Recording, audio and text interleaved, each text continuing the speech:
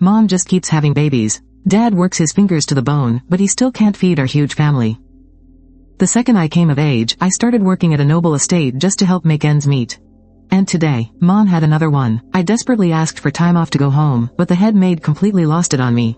She pointed right at my face and snapped, "She just pushed out twins last year, and she's popping out another one? Are the women in your family only good for breeding?" All the servants around us started snickering. Just as I was burning with humiliation, a fiercely elegant elderly woman stepped out from the inner room. It was the Grand Dowager herself, the most revered figure in the royal estate.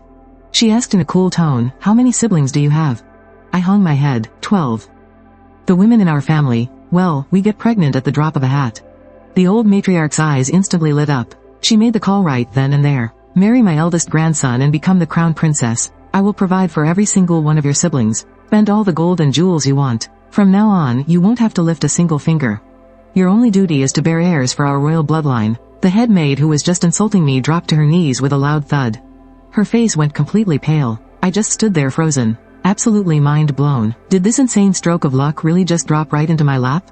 Mom had another baby. By the time the news reached the estate, I was on my knees, scrubbing the stone patio. A little maid from the next courtyard came running to deliver the message. She was completely out of breath. She leaned close to my ear and whispered, "Agwe, your mom just gave birth. It's another girl. Your dad says you need to come home right away." They're totally overwhelmed. The rag slipped right out of my hands and splashed into the bucket. Another one? Around this exact time last year, Mom pushed out a pair of twins. Now she's added one more. Dad breaks his back carrying cargo down at the docks. He barely scrapes together 2 ounces of silver a month. We already have 13 kids in the house, counting the newborn, and I'm the oldest. I'm 16 now, and I've been working odd jobs since I was 8 years old. Scrubbing, mending, sweeping, you name it, I've done it. Last year, we pulled some strings, and I managed to get a job as a scullery maid at the Marquis estate.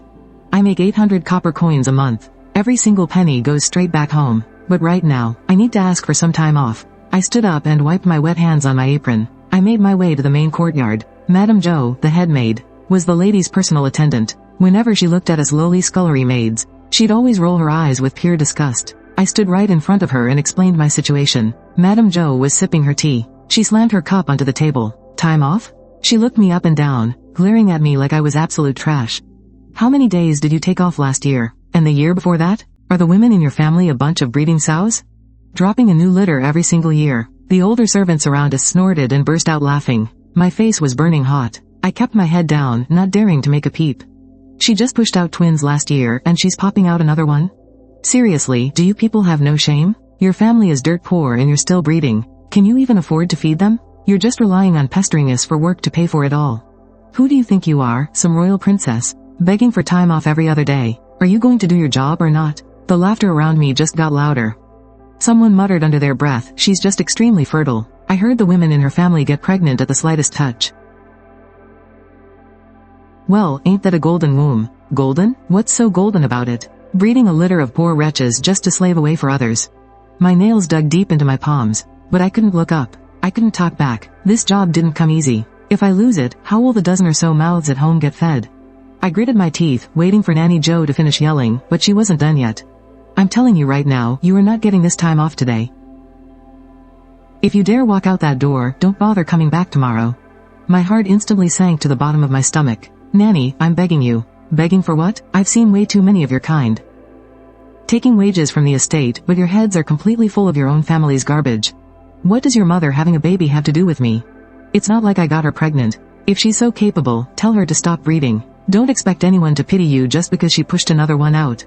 My eyes stung terribly. I clamped my jaw, desperately holding back the tears. Right at that moment, the curtain to the inner room was lifted. "What is all this shouting?" The voice wasn't loud, but it carried a terrifying, unspoken authority. Every single person instantly dropped to their knees. I froze for a split second, then scrambled to kneel down too. From the corner of my eye, I caught a glimpse of a pair of shoes, embroidered with gold-threaded runes, stepping right past me. Nanny Jo was trembling on the floor, her voice pitching up in panic. "This old servant has startled the dowager. It's just this clueless little rat. I was merely teaching her a lesson." The dowager, the most powerful woman in the Marquis of Yangyi's estate, the late Marquis's mother, first-rank lady of Mandate, personally titled by the Emperor himself. What on earth was she doing in such a remote courtyard? I didn't dare lift my head. I just stared at those shoes stopping right in front of me.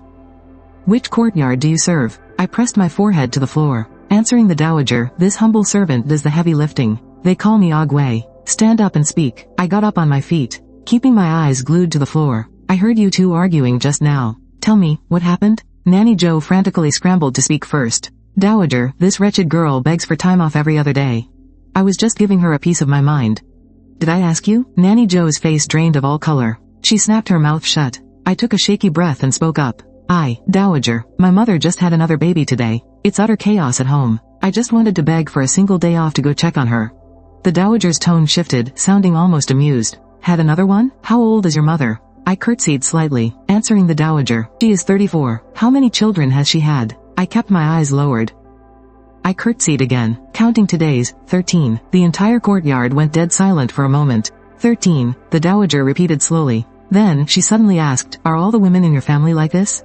My heart skipped a massive beat. Yes, my voice dropped to a barely audible whisper. The women in our bloodline are unnaturally fertile. We get pregnant at the slightest touch.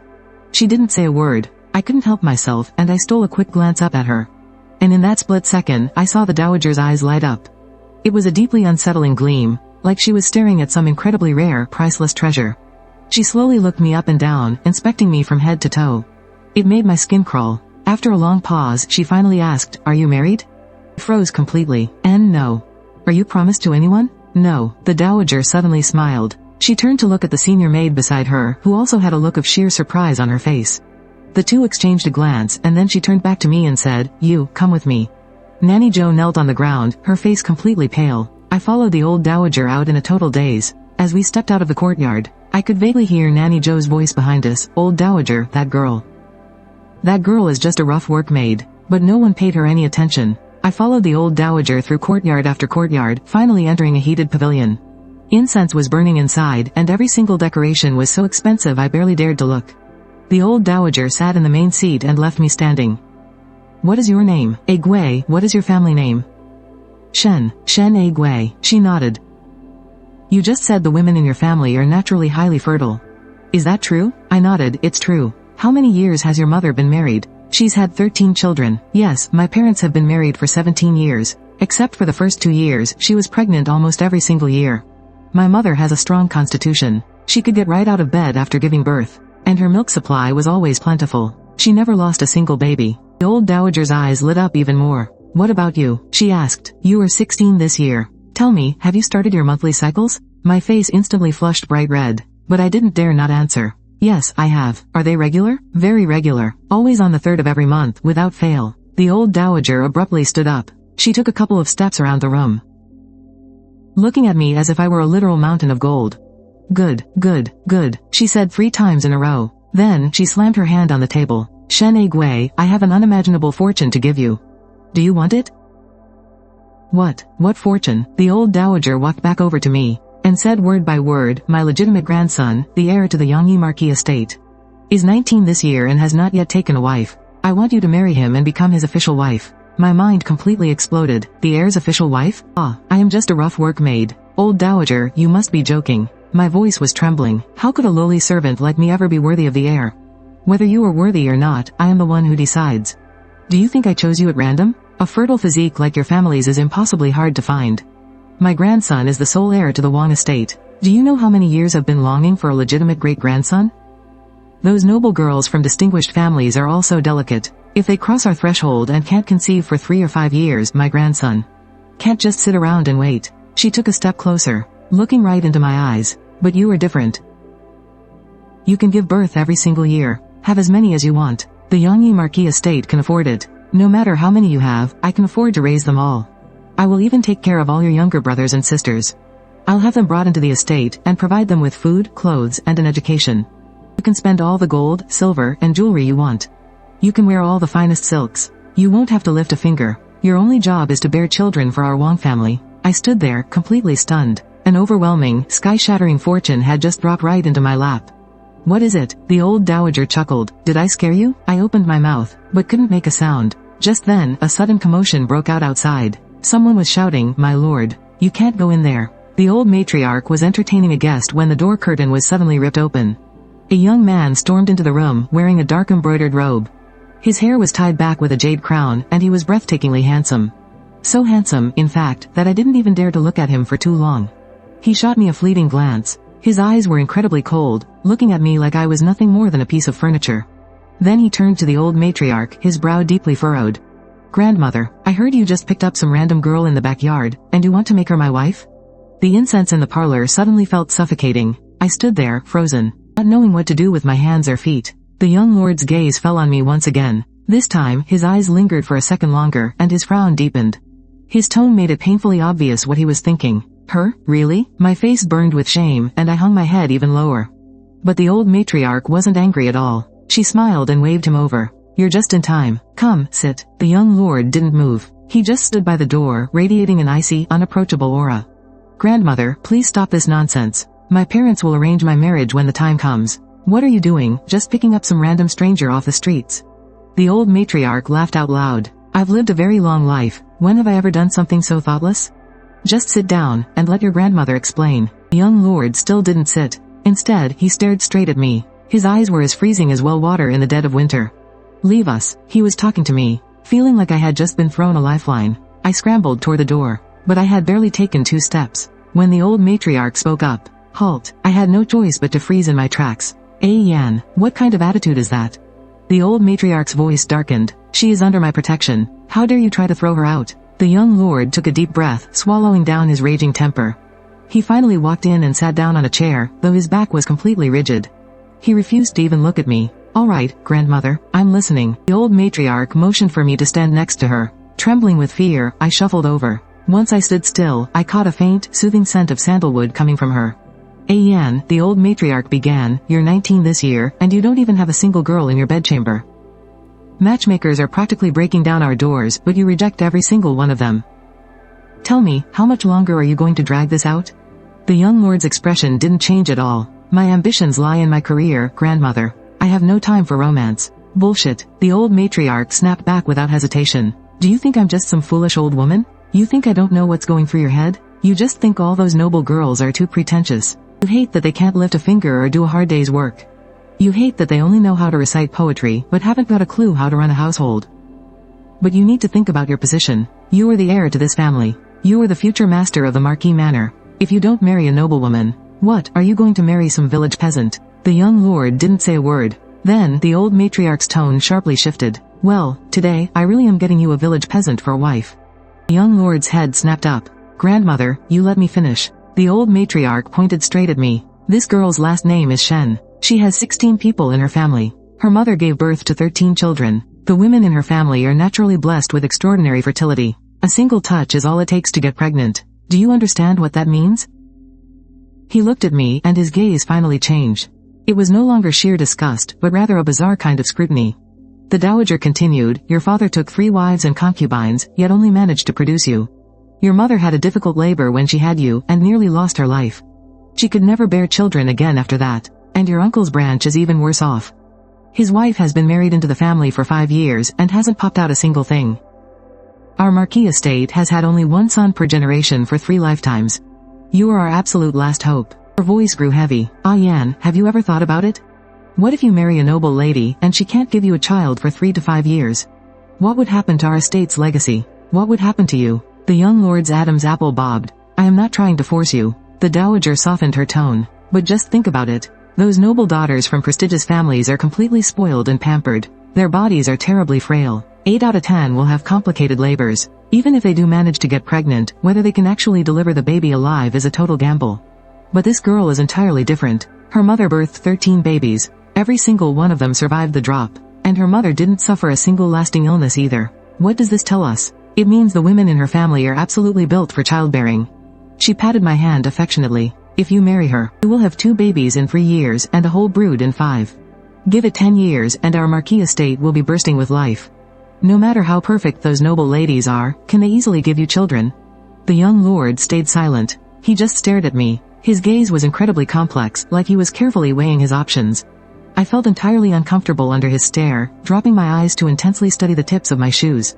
After a long pause, he finally opened his mouth. "With her constitution, can she guarantee a son?" My heart clenched tightly. The dowager just laughed. Who could ever guarantee that? But just think about it. Her mother had 13 kids. 6 of them were boys. 7 were girls. An exact half and half split. Even if the first few are girls, so what? A daughter is still the flesh and blood of our estate. They will be valuable assets for marriage alliances later on. Besides, with a body like hers, popping out 8 or 10 kids won't be any trouble at all.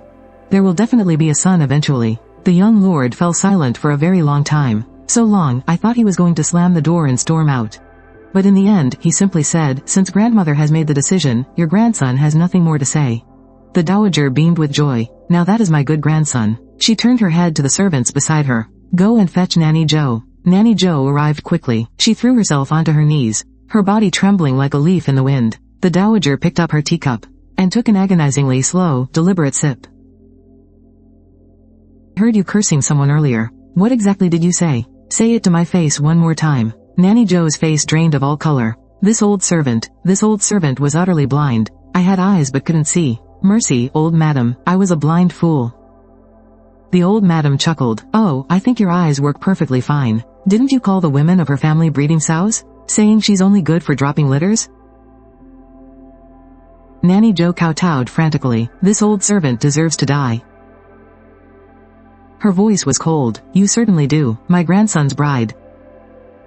The future mistress of this marquis household. How dare you insult her?" Nanny Joe stopped kowtowing and raised her head. She stared at me in absolute disbelief. I was just as stunned. Was the old madam really serious? "Guards," a senior servant called out. "The old madam orders her dragged out for 20 strokes of the cane. Banish her to the farmstead. She is never to serve here again." Nanny Joe started screaming. "No, no, old madam, please spare me." 2 older servants came in and dragged her away. Her agonizing screams slowly faded, until I couldn't hear them at all. The warm pavilion fell completely silent. The old madam looked at me with a gentle smile. "Well, did that frighten you?" I snapped out of my daze and immediately fell to my knees. "Thank you for standing up for this humble servant, old madam." "Stand up, child." She reached out and helped me up with her own hands. "From now on, you are my grandson's wife. You will never refer to yourself as a servant again. Someone, take Miss Shen to wash up and change." I was ushered out of the pavilion, surrounded by a group of maids. Even after walking quite a distance, I still felt like I was dreaming. Just 2 hours ago, I was scrubbing the stone courtyard, getting screamed at by Nanny Joe until I couldn't even lift my head. And now, 2 hours later, I'm going to be the heir's consort. The maids moved quickly, stripping off my rough linen clothes, and easing me into the bathing tub. As the hot water rose over my shoulders, a shiver ran through my entire body. The maid scrubbing my back sighed with envy. "You have such a beautiful figure, miss. And your skin is so incredibly fair and soft. With a little pampering, I guarantee you'll be even prettier than the noble ladies." I stayed quiet. When my mother had me, we were so poor she didn't even have milk. I grew up on watered-down rice gruel. I've been doing hard labor since I was 8, baking in the sun and battered by the wind. My hands are covered in rough calluses. How could someone like me ever compare to those noble girls? But when I finally stepped out of the tub and slipped into the fine clothes they had prepared, and stood in front of the bronze mirror, I was completely stunned. Was that really me in the mirror? The maids giggled, praising how gorgeous I looked. I kept staring at my reflection, and suddenly, I thought of my mother. My mother was beautiful when she was young, too, but having so many babies over the years had completely ruined her body. Her waist had grown as thick as a barrel, and her face was covered in dark spots. Would I end up looking like that one day? "Miss?" a maid called softly. I snapped out of it, forcing the ugly thought out of my head. Why was I worrying about that now? Marrying into the prince's estate was the greatest blessing I could ever ask for. My mother had 13 kids and suffered in bitter poverty her entire life. But no matter how many kids I had, I would still be the heir's consort. And my children would be lords and ladies of the estate. Why on earth would I throw away a blessing like that? Suddenly, a voice called out from the door. "Miss Shen, the old madam has requested your presence. She says the heir wishes to see you." My heart started racing all over again. The heir wanted to see me? I followed the servant toward the main courtyard. Every maid and old nanny we passed along the way stopped and stared at me in shock.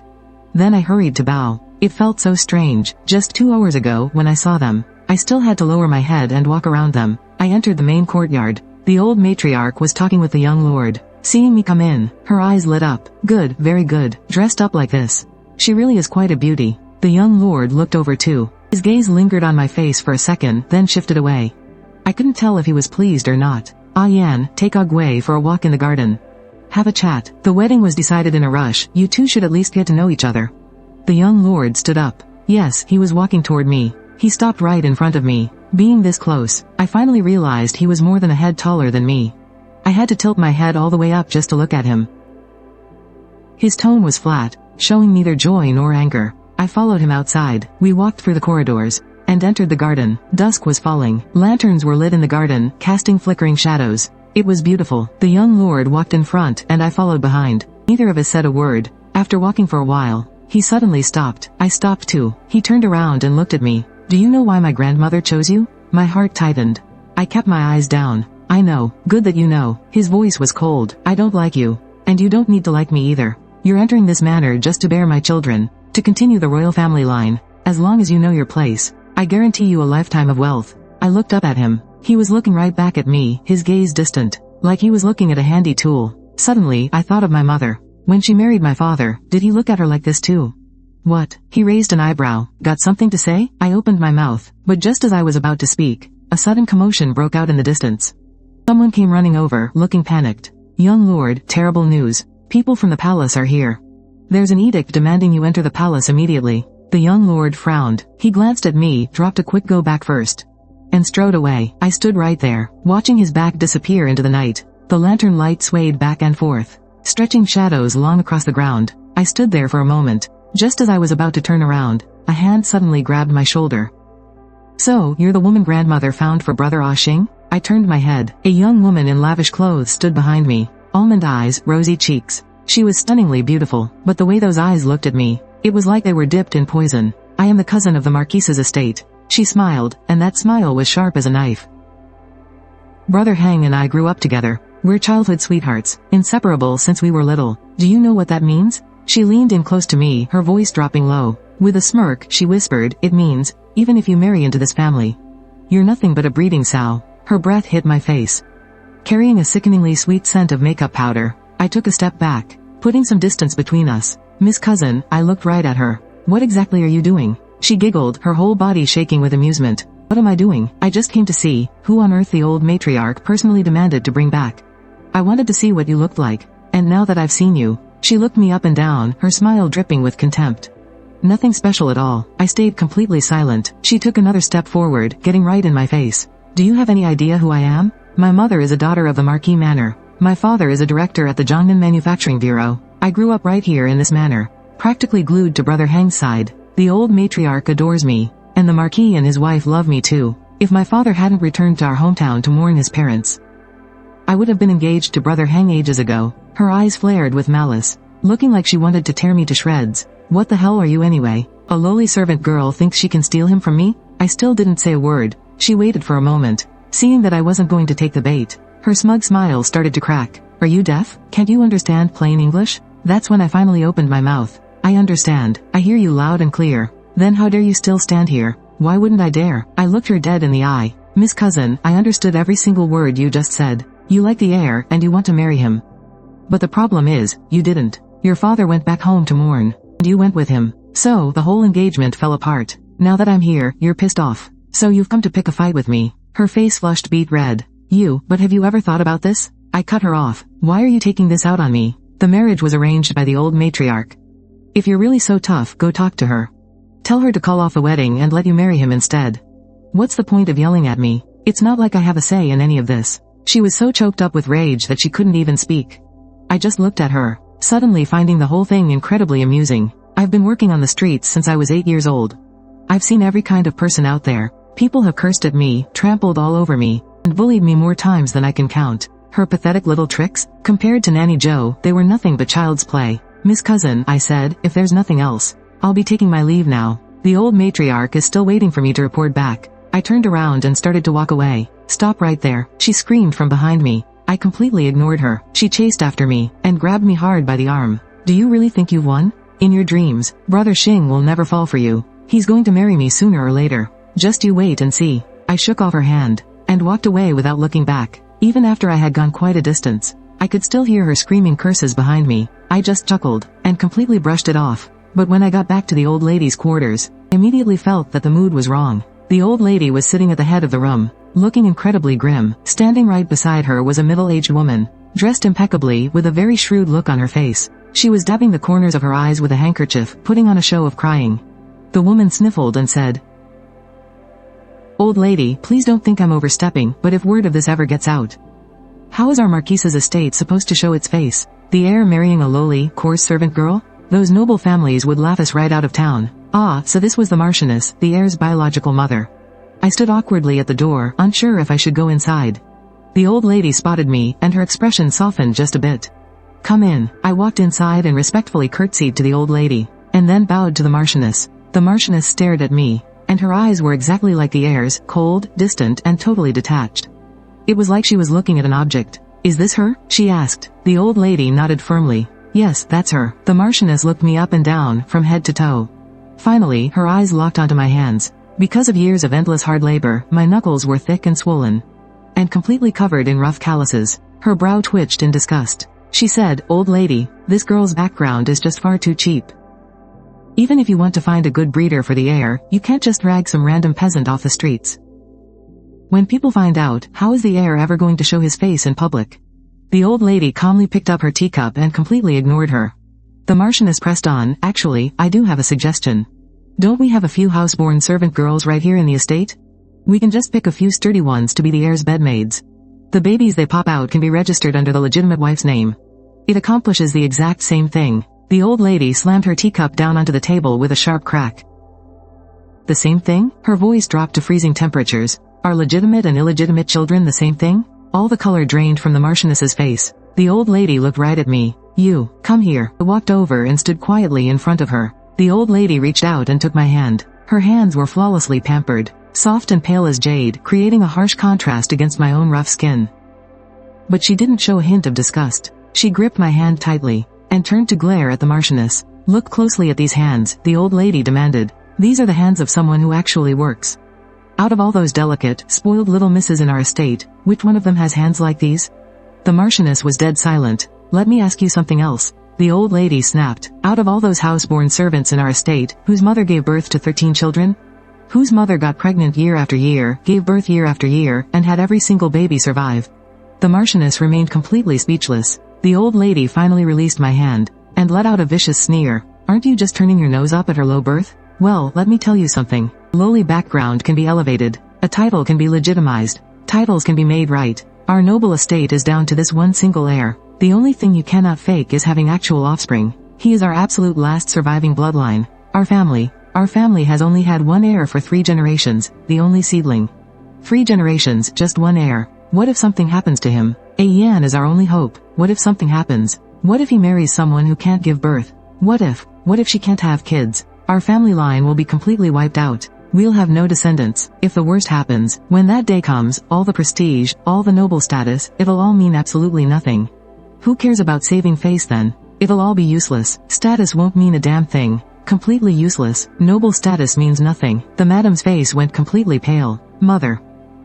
Aren't you being a bit too harsh? Harsh? The old madam cut her off. You think I'm being harsh? You've been married for 15 years and only gave us a Yan.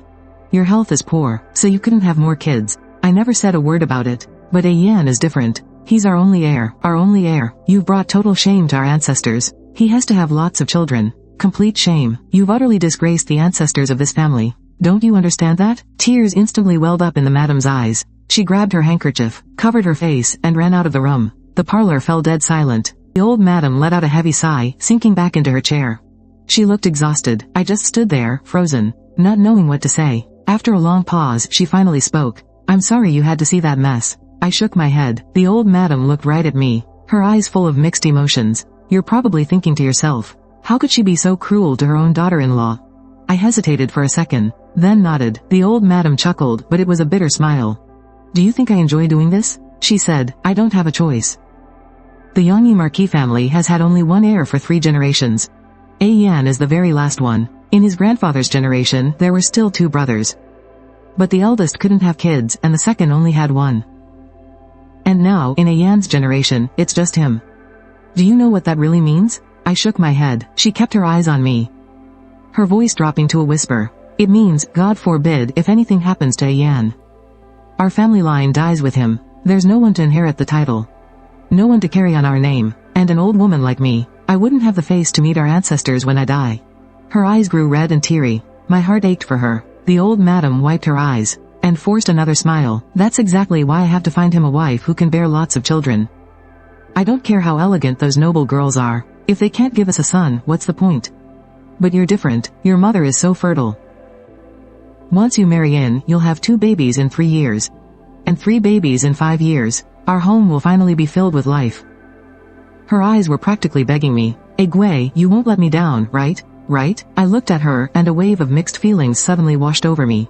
She was genuinely treating me well. I knew that, but the only reason she liked me was because I could give her grandchildren. If someone else could do it, she would treat them exactly the same. I'm nothing more than a tool to them. But then again, who isn't a tool in this world? Working as a servant here, I'm just a tool for making money. Marrying into this family, I'm just a tool for making babies. Well, a tool is a tool, I guess. At least being this tool means I'll stay fed and warm, and it gives my little brothers and sisters a chance to survive. I knelt down and kowtowed deeply to the old madam. I told her, don't worry, old madam, I promise to do my duty and bear children. Lots and lots of them. The old madam smiled. She reached out and helped me to my feet.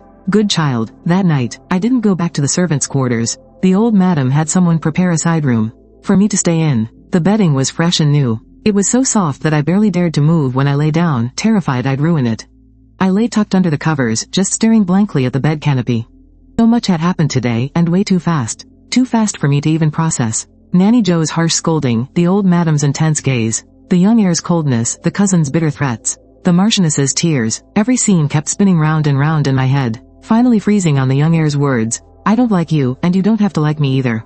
I rolled over and buried my face deep in the pillow. If he doesn't like me, then fine. It's not like I married into this family. Just to win his affection anyway. People from the palace arrived. The one delivering the decree was a eunuch. He brought a squad of guards and marched right through the main gates of the manor. At the time, I was in the old madam's room, serving her breakfast. The old madam was getting on in years, and her teeth weren't what they used to be. She was eating some soft, mushy porridge, and I was standing right beside her, serving the food. Suddenly, a loud announcement rang out outside, and the eunuch barged straight in. The imperial decree has arrived. The old madam's face dropped, and she quickly pulled me down to kneel. The eunuch unrolled the scroll and started reading in this sharp, high-pitched voice. I only understood about half of it. I just caught something about the Yangyi Marquise's heir, Wang Xing, being praised for his loyalty and courage, and then being granted some title or other. Once he finished reading, the old madam was absolutely stunned. I was completely shocked too. The young heir had been appointed as a third-rank Yunli envoy and commander of the imperial guards. He had just stepped right into the center of power. This was an insanely huge promotion. The old madam finally snapped out of her daze, and quickly had someone hand the eunuch a generous reward. He smiled and took it. Right before leaving, he said, "You are truly blessed, old madam." The young lord made a massive contribution before the emperor. His majesty was thrilled, which is why he was granted such an exceptional promotion. From now on, this manor is going to reach entirely new heights. With that, the eunuch left. The old madam sank back into her chair, completely silent for a long time. I didn't dare make a peep either. After what felt like forever, she finally spoke. "Agway, do you know what this means?" I shook my head. The old madam just looked at me, her eyes filled with a complicated mix of emotions. "It means Ah Yan's future is completely secured. It means, moving forward, the matchmakers will be trampling over our doorstep." She paused, unable to finish the sentence. But I understood perfectly. It meant that I wasn't worthy of him anymore. Before, he was just a young heir. Noble, sure, but holding nothing more than an empty title. But now, he holds real power as a third-rank official, commanding the imperial guards. He's true nobility. A man like him, marrying a lowly maid is just too beneath him. I lowered my eyes and said nothing. The old madam stayed silent for a moment. Then she suddenly said the wedding must be rushed. We have to beat all those matchmakers to the punch before they show up. And set this marriage in stone. She stood up, and called out for someone to fetch the heir. He arrived shortly after. He was wearing his official court robes, which made him look even more dashing and commanding. He brought a gust of wind with him as he stepped inside. "Grandmother," he greeted. The old madam asked him to sit. He got straight to the point. "Ah Yan, the wedding is set for 3 days from now. You should start preparing." The heir froze in surprise. "So soon?" "It has to be," the old madam replied. "You're a Yunli general now. Do you have any idea how many eyes are on you? We need to get this marriage done before the news gets out. To avoid any unnecessary complications." The heir's brow furrowed. He glanced at me. His gaze was cold and indifferent. "Just the same as yesterday. You may decide as you see fit, grandmother," he said. The old madam nodded, clearly pleased. "Good, then it's settled. Agway, go on back and rest. Take these next few days to recover your strength. You will be married in 3 days. I softly agreed, and excused myself. As I was walking out of the courtyard, I heard footsteps right behind me. It was the heir. He had chased after me and now blocked my path. He looked at me. "We're getting married in 3 days. Do you have anything to say?" I looked up at him, thought for a moment, and just shook my head. He stared at me, his eyes filled with a strange kind of look. Don't you have anything you want to ask? Like, whether or not I actually like you, or if I'll treat you well in the future? I gave a small smile. My lord, I said, you already made that perfectly clear yesterday. You don't like me, and I don't need to like you either. I remember your words very well. He was taken aback. I just kept talking. Please don't worry. I know exactly what my place is. I am just here to bear a child, not to win your heart. In the future, whoever you want to take as a concubine, whoever you wish to dote on, that is entirely up to you. My only duty is to give birth and raise a child. His brow furrowed deeply. Are you really just resigning yourself to this fate? He asked. I looked back at him, suddenly feeling a bit confused. He didn't even like me. Wasn't my acceptance exactly what he wanted? So why did he suddenly seem so upset about it? But I kept that to myself. I simply said, my lord, I've never been to school. I don't understand any of those grand philosophies. But I do know one thing. A person has to know how to be content. For me to go from a lowly scullery maid to becoming your wife, that's already a massive blessing. Asking for anything more than that would just be greedy. After saying that, I gave him a respectful bow, turned around, and walked away. Once I was a good distance away, I glanced back over my shoulder. He was still standing there in the exact same spot, completely motionless. 3 days later, I was married. There was no grand, miles-long wedding procession. There were no guests at the door, just a few tables set for a private banquet inside the Marquise's mansion. The family and relatives shared a meal together. I wore my wedding dress, covered by a red bridal veil, and was guided into the bridal chamber. Sitting on the edge of the bed, I listened to the noise outside. Slowly fading into silence, the door creaked and footsteps drew closer, stopping right in front of me. The veil was gently lifted. I looked up, and my gaze met the young lord's eyes. He was wearing his bright red wedding robes, which made his handsome features look even more striking. He looked at me, his gaze filled with so many complicated emotions. Shenagui, from this day forward, you are mine. I nodded. He sat down beside me, and suddenly asked, do you know what exactly I did to earn the emperor's favor that day? I shook my head. He went silent for a moment, then said, I killed a man. I froze. He went on, that man was an assassin, hiding among the royal guards.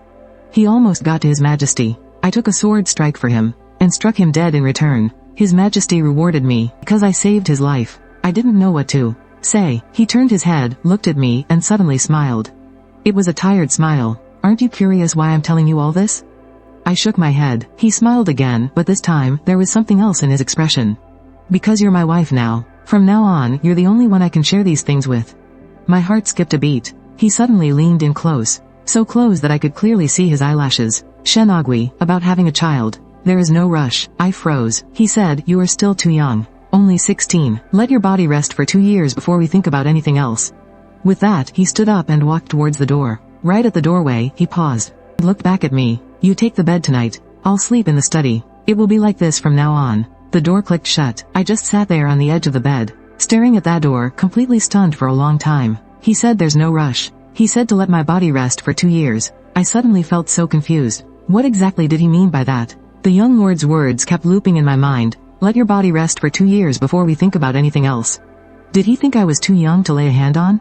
Or did he look down on my low birth, thinking I wasn't worthy of bearing his children? Or maybe, like his cousin said, he already had someone in his heart, so he refused to touch me? The more I thought about it, the messier my mind got. So, I just stopped thinking. He said there's no rush anyway, so I might as well just wait. 2 years it is. At least here, I have enough food to eat and warm clothes to wear. My younger brother and sister are being taken care of too, so why should I be in a hurry? Bright and early the next morning, I went to pay my respects to the old matriarch. When she saw me arriving all alone, she was taken aback. Where is Ah Yan? The young lord went to the study, I answered honestly. The old matriarch's brows furrowed. She cast a glance at me, her eyes full of probing suspicion. I just kept my head down. I pretended not to notice that he didn't sleep in our room last night. When the old madam asked, I just nodded. She fell silent for a moment, and took a deep, heavy breath. That boy, she didn't press the matter. She just held my hand and chatted with me for a bit. She even gifted me a beautiful set of hair ornaments, and told me to go back and get some rest. I left the main courtyard and headed back, but as I was passing through the garden, I bumped into his cousin again. She was standing right by the rockery. Her eyes lit up the second she saw me, and she hurried right over. Oh my, if it isn't the young madam. She smiled with a sickening sweetness. I heard the young lord didn't sleep in your room last night. To think, it's only your very first day of marriage, and you're already sleeping in an empty bed. I completely ignored her, and kept walking, but she chased after me and blocked my path. What, was I wrong? Didn't the young lord go sleep in the study? I stared right at her, and suddenly let out a laugh. Miss Cousin, how exactly did you know he slept in the study last night? The color instantly drained from her face. I kept pushing. Where the young lord slept last night, aside from the servants in my own courtyard. Nobody else knows, so where did you hear it from? She opened her mouth, but no words came out. I leaned in close to her, and lowered my voice. Don't tell me, you actually planted spies in my courtyard? Her face flushed a painful shade of red. What nonsense are you spouting? I just heard it from someone. She snapped out of pure embarrassment. I pressed her. Heard it from who? She choked on her own words, flinging her sleeves in a huff. She spun around and ran off. As I watched her scurry away, knew exactly what was going on. She really did have people watching me. It seems she really hasn't given up on him. I just chuckled, brushing it off as a total joke, and kept walking back to my room. But after taking a few steps, I suddenly froze. Wait a minute, why exactly is she having me watched? Is she waiting to catch me slipping up? Or, is she waiting for the young lord to go to her? Alarm bells started ringing in my head. Sure, the young lord doesn't like me, but he couldn't possibly go to her place, right? She's just an unmarried cousin. She's not even married yet. If some scandalous rumor got out about her and the young lord, it would completely drag the manor's name through the mud. I really have to be on my guard. But how on earth do I do that? I'm just a former scullery maid. I have absolutely zero power or influence. I can't even get close to the young lord's inner circle. If something actually happened, how the hell would I stop it? Right as I was panicking over this, someone called out, "Young madam." I turned around, and saw a maid in a green dress rushing towards me. She stopped right in front of me, totally out of breath, and gasped, "Young madam, the young lord, he's asking for you." I blinked in shock. Go where? To the study. My heart skipped a total beat. What does he want with me? I quietly followed the maid toward the study. The study was located on the east side of the manor. It had its very own private courtyard. 2 boy servants were standing guard at the door. As soon as they saw me approaching, they immediately stepped aside to let me pass. I took a deep breath and walked inside, and there was the young lord, sitting behind his desk, quietly writing. Hearing the sound, he looked up. He gave me a look. "You're here," he said. "Have a seat." I sat down in the chair beside him, and he went back to writing. He didn't say another word. I just sat there, watching him write. His handwriting was absolutely beautiful, flowing so smoothly. He wrote without hesitation. Even though I couldn't read, I still knew those characters looked good. After a little while, he put down his brush and looked up. "Did you sleep well last night?" he asked. I nodded. He looked at me, his eyes a bit strange. "Sleeping all alone, weren't you scared?" I shook my head. "No, I've slept alone since I was a kid." He stayed quiet for a moment, then suddenly asked, "Did you have a hard time when you were little?" I froze for a second. It was the first time anyone had ever asked me that. I thought about it and answered honestly. It was hard. I started working at 8 years old, doing whatever I could. In the winter, my hands were covered in frostbite. In the summer, my skin peeled from the sun. The food wasn't great either, just watery porridge and pickles. Sometimes I only had 1 meal a day. His brows pulled together. "And now?" he asked. "Is it still hard?" I smiled. "Not anymore. Now I have good food, nice clothes, and people waiting on me. It's 100 times better than before." He looked at me, and there was something in his eyes I couldn't quite understand. "Shenogui, you're always so easily satisfied. That's a good thing." I didn't know what to say, so I just nodded. Then he said, "I asked you to come over because there's something I need to tell you." I perked up, waiting to hear it. He paused for a moment before speaking. "That cousin of mine, Lu Ruolin. She grew up in the manor, and we studied together as kids. My mother adores her and wants me to marry her, but I don't want to." I sat there, stunned. He was actually explaining things to me. He went on, "Don't want to, but not because I hate her. It's because she overthinks everything. She's far too calculating. If I married her, there'd be no peace in this house." He looked right at me, his gaze deep and intense. "You're different. You haven't been to school, so you don't have all those twisted, scheming thoughts. Marrying you gives me peace of mind." I had no idea what to say, so I just kept nodding. He suddenly laughed. "What, nothing to say?" I opened my mouth, and finally managed to say, "My lord, are you telling me all this just to put my mind at ease?" He froze for a second, and then laughed. This time, it was a genuine laugh, with a hint of pure delight in his smile. "You're not stupid after all," he said. I scratched my head. I might not be smart, but I'm definitely not stupid. That made him laugh even harder. When he finally calmed down, he stood up and walked over to me. "Shenogui," he said, "I'm telling you all this because I want you to know that you are my lawfully wedded wife, the princess consort. You are not just some decoration. From now on, if anyone bullies you, you tell me. If you run into any trouble, you come to me. We are husband and wife, a single entity. Your problems are my problems." I looked up at him. He was standing right in front of me, with his back to the light, so I couldn't see his expression clearly. But those eyes, they were different from before. In the past, when he looked at me, it was like he was looking at a handy tool. But now, he was looking at me like a real person. A strange feeling suddenly swelled up in my chest. It felt sour, yet so full. I couldn't quite put it into words. My lord, I began to say, my voice sounding a bit hoarse. You are so good to me. I will always remember this. From now on, I will definitely do my best to. Stop right there, he interrupted me. Here we go again. I told you, there's no rush. He held his hand out to me. Get up, I'm taking you somewhere. I placed my hand into his palm. His hand was so big, so warm. He held my hand tightly and pulled me up to my feet. I followed him outside, still thinking about what he had just said. He said there was no rush. He really wasn't in a rush. But I think, I was starting to feel a little anxious. My lord took me to the storehouse. The room was massive, with row after row of shelves packed with all sorts of things. Fine silks, porcelain, jewelry, and decorative pieces. I was completely dazzled by it all. My lord said, grandmother asked me to bring you here. She said since you just joined the family, and might be missing a few things, you should just pick out whatever you like.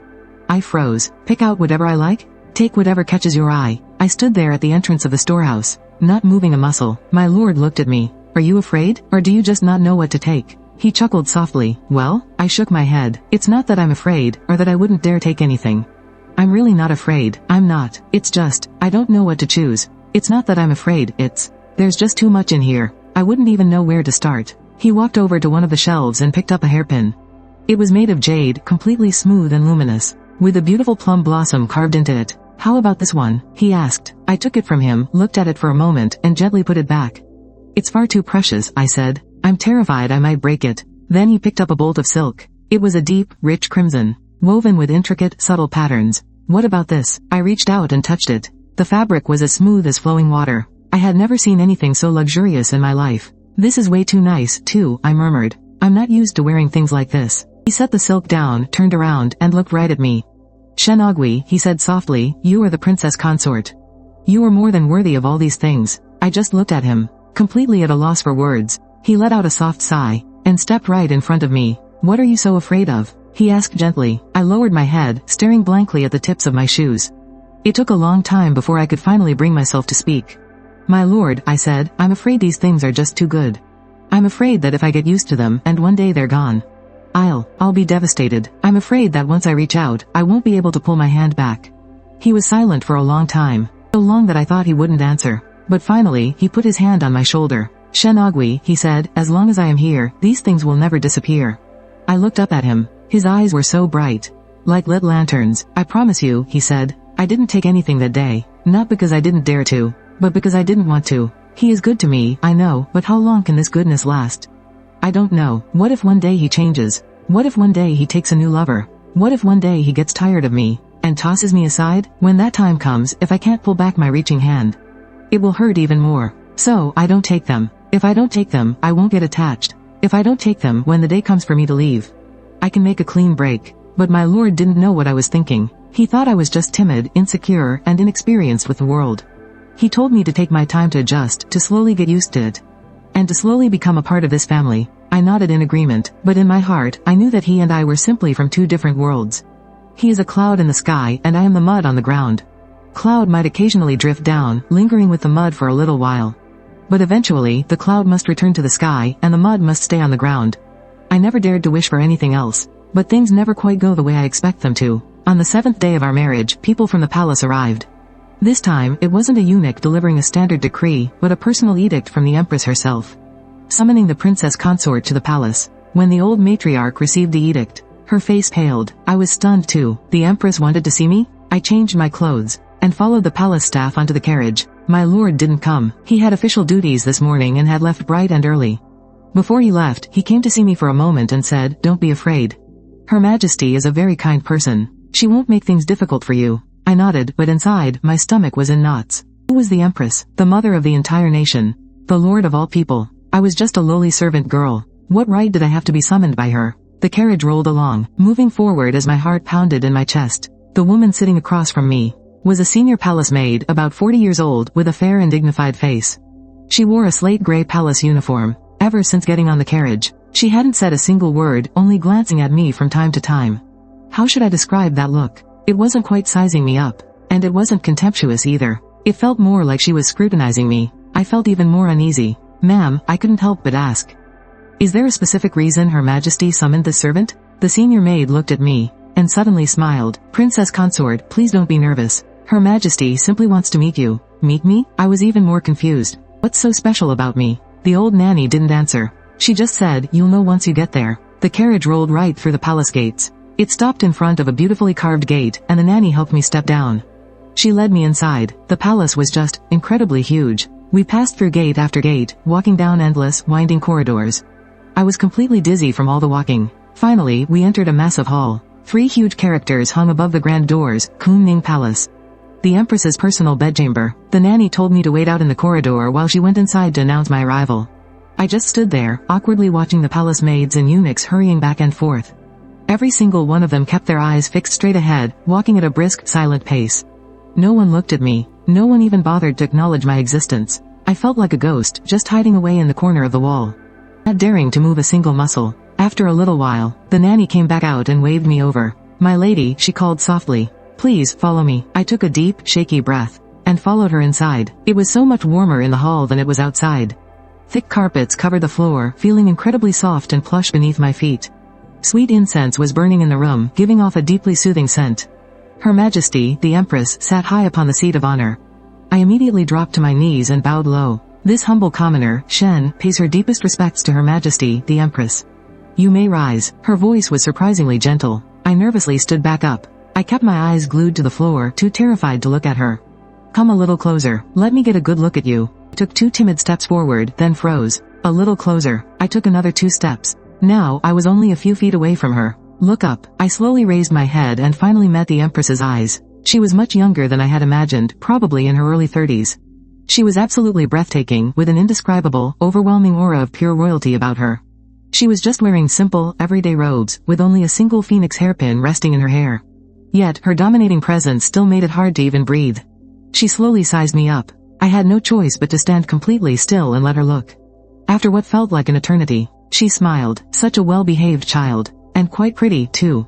I had absolutely no idea what to say to that, so I just dropped to my knees all over again. "This humble commoner thanks Your Majesty for the praise. Get up, dear. There's no need to keep kneeling like that. Bring her a seat." I nodded gratefully as a maid hurried over with a cushioned stool. I perched nervously on the very edge of the seat, having no earthly idea what to do with my hands. The Empress kept watching me, a flicker of genuine curiosity in her eyes. "I heard the old dowager picked you out herself. I also heard the women in your family are born exceptionally fertile." My face flushed burning red. How could she just bluntly ask something like that? But I absolutely didn't dare ignore her. I forced myself to bite the bullet and gave a tiny nod. "Why, yes." The Empress smiled. It was a deeply meaningful, almost calculating smile. "Good. Very good indeed." I had no idea what she meant by that, so I just kept my eyes cast down. I waited nervously for her to elaborate, but she didn't say another word about it. Instead, she suddenly changed the subject entirely. "How does the young lord treat you?" I thought about it for a second, then answered as honestly as I could. "The young lord treats me wonderfully, Your Majesty." "Oh, and exactly what kind of wonderful?" I thought about it again. "The young lord told me not to be afraid. He said to come to him if I needed anything, and even took me to the storehouse. He let me pick whatever I wanted. And he also said, what else did he say?" I bit my lip. "He also said there is no rush to have children, and told me to rest and nourish my body for 2 years first." The hall suddenly went quiet for a moment. I raised my head. I saw the Empress's eyes light up. She asked, "He said there is no rush?" "Yes." The Empress suddenly laughed. This time, she laughed very heartily. "Good, excellent." She repeated the word twice, smiling so brightly that her eyes curved into crescents. I was even more confused. What was so funny about that? After the Empress finished laughing, she suddenly stood up and walked over to me. She looked down at me, her gaze holding something I just could not understand. "Lady Shen, I summoned you here today because there is something I must tell you."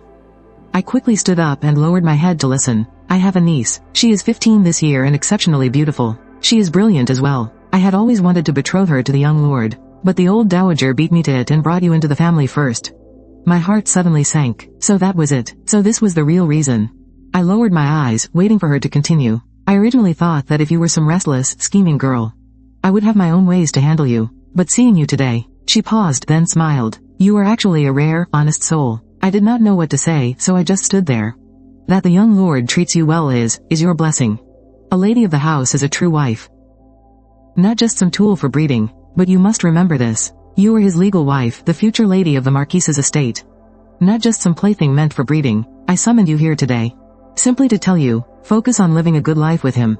Do not worry about unnecessary things. If that boy ever dares to mistreat you, you come tell me. I will stand up for you." I was completely stunned. Her words meant she was protecting me. I raised my head and met her eyes. She looked back at me, a gentle hint of a smile in her gaze. What, did I frighten you? I snapped back to reality. I quickly knelt down. I thank your majesty for your boundless grace. Rise, she said softly. Come into the palace often from now on to keep me company. I get terribly bored cooped up in this palace. I stood up. My mind was a tangled mess. Was Her Majesty trying to win me over? Or did she truly find me honest and genuinely want to protect me? I had no idea, but starting today, I now had a powerful backer behind me. Walking out of Cunning Palace, I was still in a complete daze. The senior maid escorted me to the palace gates. Right before parting, she suddenly spoke. My lady, she whispered. Do you know why Her Majesty is treating you so kindly? I shook my head and smiled. Lower your voice. Because Her Majesty the Empress is also highly fertile. She's been married into the palace for 12 years and has had 5 pregnancies. 3 sons and 2 daughters. But 5 years ago, a terrible childbirth ruined her health. She can never have children again. When she looks at you, it's like seeing her younger self. I froze. The old nanny nodded at me, turned around and got into the carriage. I stood frozen on the spot, unable to move for a long time. The Empress is also highly fertile. She also had 5 pregnancies. When she looks at me, it's like seeing her younger self. I suddenly understood what she meant by her last words. She told me to live my life well and stop worrying about nonsense. She wasn't warning me, she was advising me. Were those just polite words? Advising me to cherish what I have. Were they just polite words? All the way back to the estate, I kept wondering, were they just empty words? I kept thinking about what Her Majesty said. She told me to visit the palace often to keep her company. I just couldn't figure it out. She told me to come to her if I ever needed help.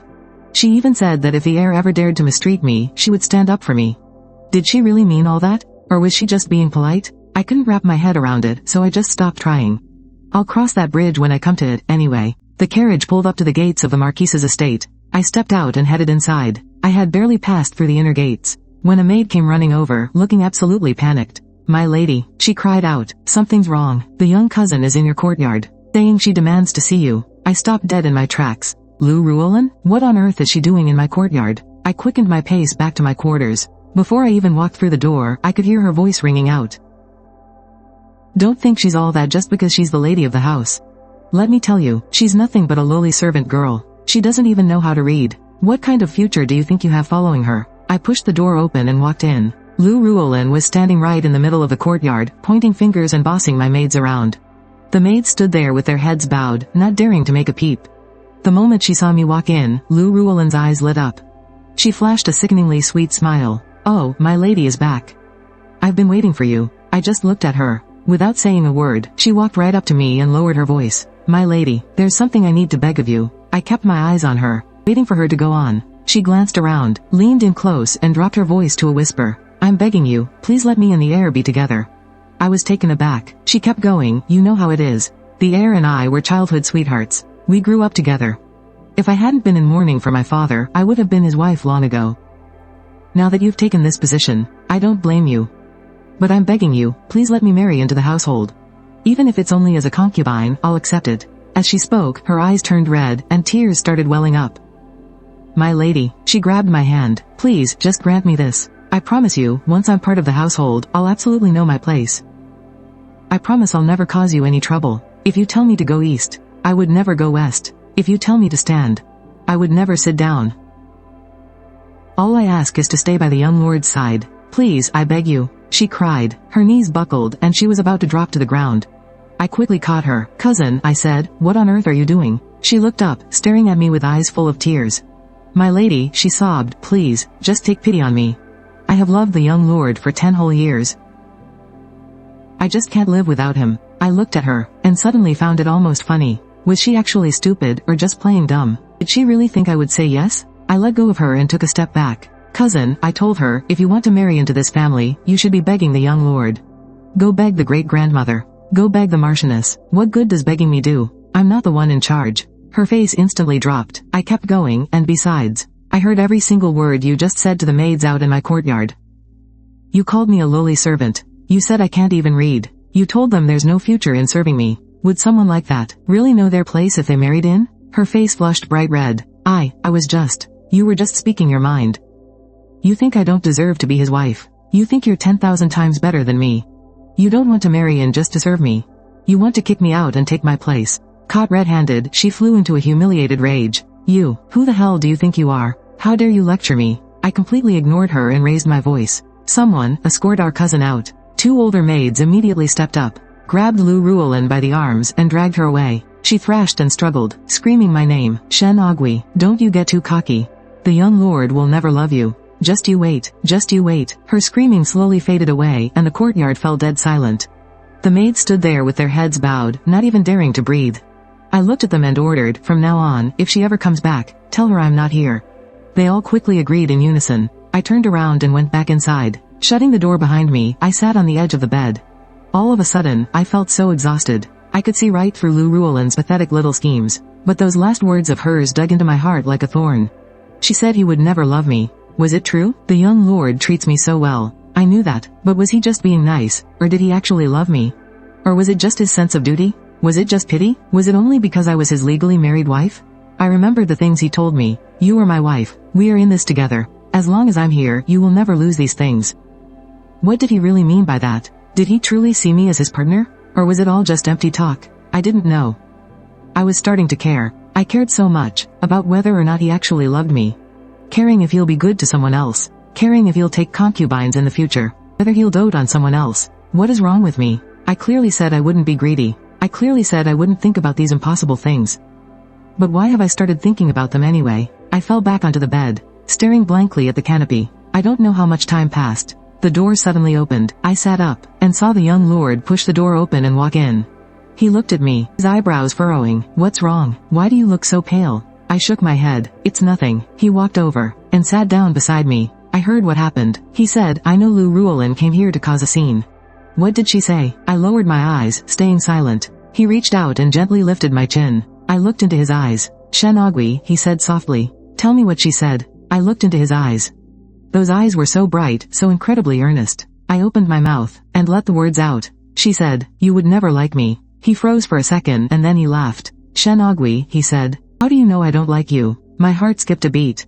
What did he just say? I stared at him blankly, my mind going completely blank. Did he just ask how I knew he didn't like me? What did that mean? He looked at me, his eyes filled with amusement. What, did I scare you? I snapped back to my senses. I opened my mouth, but I had no idea what to say. He pulled his hand back, and leaned back into his chair. Shen Ogui, there are some things that I originally wanted to tell you later on, but since Lu Ruolin came and made such a scene today, I might as well just tell you now. I sat up straight, waiting for him to speak. He looked right into my eyes, and said, word by word, I don't dislike you. I waited all that time, just to hear a sentence like that. I couldn't help but ask. And then, he laughed, and then, I started falling for you. My heart skipped another beat. He started falling for me? When did that start? Why? As if he could read my mind. He just kept talking. That day in the storehouse, you told me you were afraid to accept things because it would hurt too much when you lost them. Right then, I thought you were pretty interesting. Just because of that? He shook his head. Not entirely. There was also that night, when you said you knew your place. That you were just here to bear a child, not to try and win my favor. You told me you weren't greedy, that you were content with what you had. At that moment, I realized you were truly rare. I fell silent. He went on. I grew up in the Marquise's manor. I've seen countless women, those noble ladies. Every single one of them was arrogant and snobby. Their hearts were full of schemes and calculations, let alone someone like Lu Ruolin. They couldn't wait to keep me on a tight leash. But you're different. You don't scheme, you don't flatter, and you aren't greedy. You just live your life earnestly, and quietly stay true to yourself. He looked at me. I was only putting on an act with her. His gaze softened. I was only putting on an act with her. Shen Ogui, being with you. I was only putting on an act with her. I don't need to keep my guard up around anyone, or try to read their minds. I don't have to deal with all those twisted games. I can just be myself. This feeling, I've never felt this way before. As I listened to his words, a strange feeling welled up inside me. An aching, swelling feeling in my chest. I couldn't quite put it into words. So I spoke up, my voice a little hoarse. Are you saying you like me, just because I'm not annoying? He froze for a moment, and then burst into loud laughter. When he finished laughing, he leaned in close to me, so close that I could see my own reflection in his eyes. Shen Ogui, I like you. Because you are you, not because you aren't annoying. Not because you know your place, and not because you can bear children. It's because of the person you are. He paused, and added, although, you really are quite silly sometimes. My eyes suddenly stung with tears. I lowered my head, terrified to let him see. But he saw it anyway. He reached out and gently lifted my chin, looking deep into my eyes. What's wrong? I shook my head, forcing down the urge to cry. It's nothing, I said. It's just that no one has ever said anything like this to me before. His brow furrowed. He said, from now on, I will say it to you every single day. I couldn't help but smile. He smiled too. We just stayed like that, looking at each other. Neither of us saying a word. After a long while, he suddenly spoke up. Shen Agui, from today onwards. Shen Agui, I'm sleeping in your room. Starting today. I froze, but he quickly added, it's not what you think. I just want to be close to you. You take the bed and I'll take the day bed. And we can just talk. Just chat with each other, okay? I looked into his eyes and nodded. That night, he really did move into the room. He had someone set up a daybed by the window, laid out with fresh bedding. Separated from me by a folding screen, I lay in my bed, while he was on the other side of the screen. The room was so quiet. We could hear each other breathing. Suddenly, he spoke. Shen Agui, are you asleep? No. Then tell me about when you were little. I thought about it for a moment and began to speak. I told him how I started working at the age of 8. How I hauled goods at the docks, how I sewed patches at the embroidery workshop. How I scrubbed the bluestone courtyard at the Marquise's mansion. He just listened, asking from time to time, was it hard for you back then? It was hard, but I got used to it. And now? Now it's not hard at all. I eat well now, I dress well, and I have someone to keep me company. It went silent on the other side of the screen for a moment. And then he said, from now on, I will keep you company every single day. I smiled, but didn't say anything. But deep down, I believed him. And so, the days went quietly by. The young lord would go to his duties during the day, and come back at night to talk with me.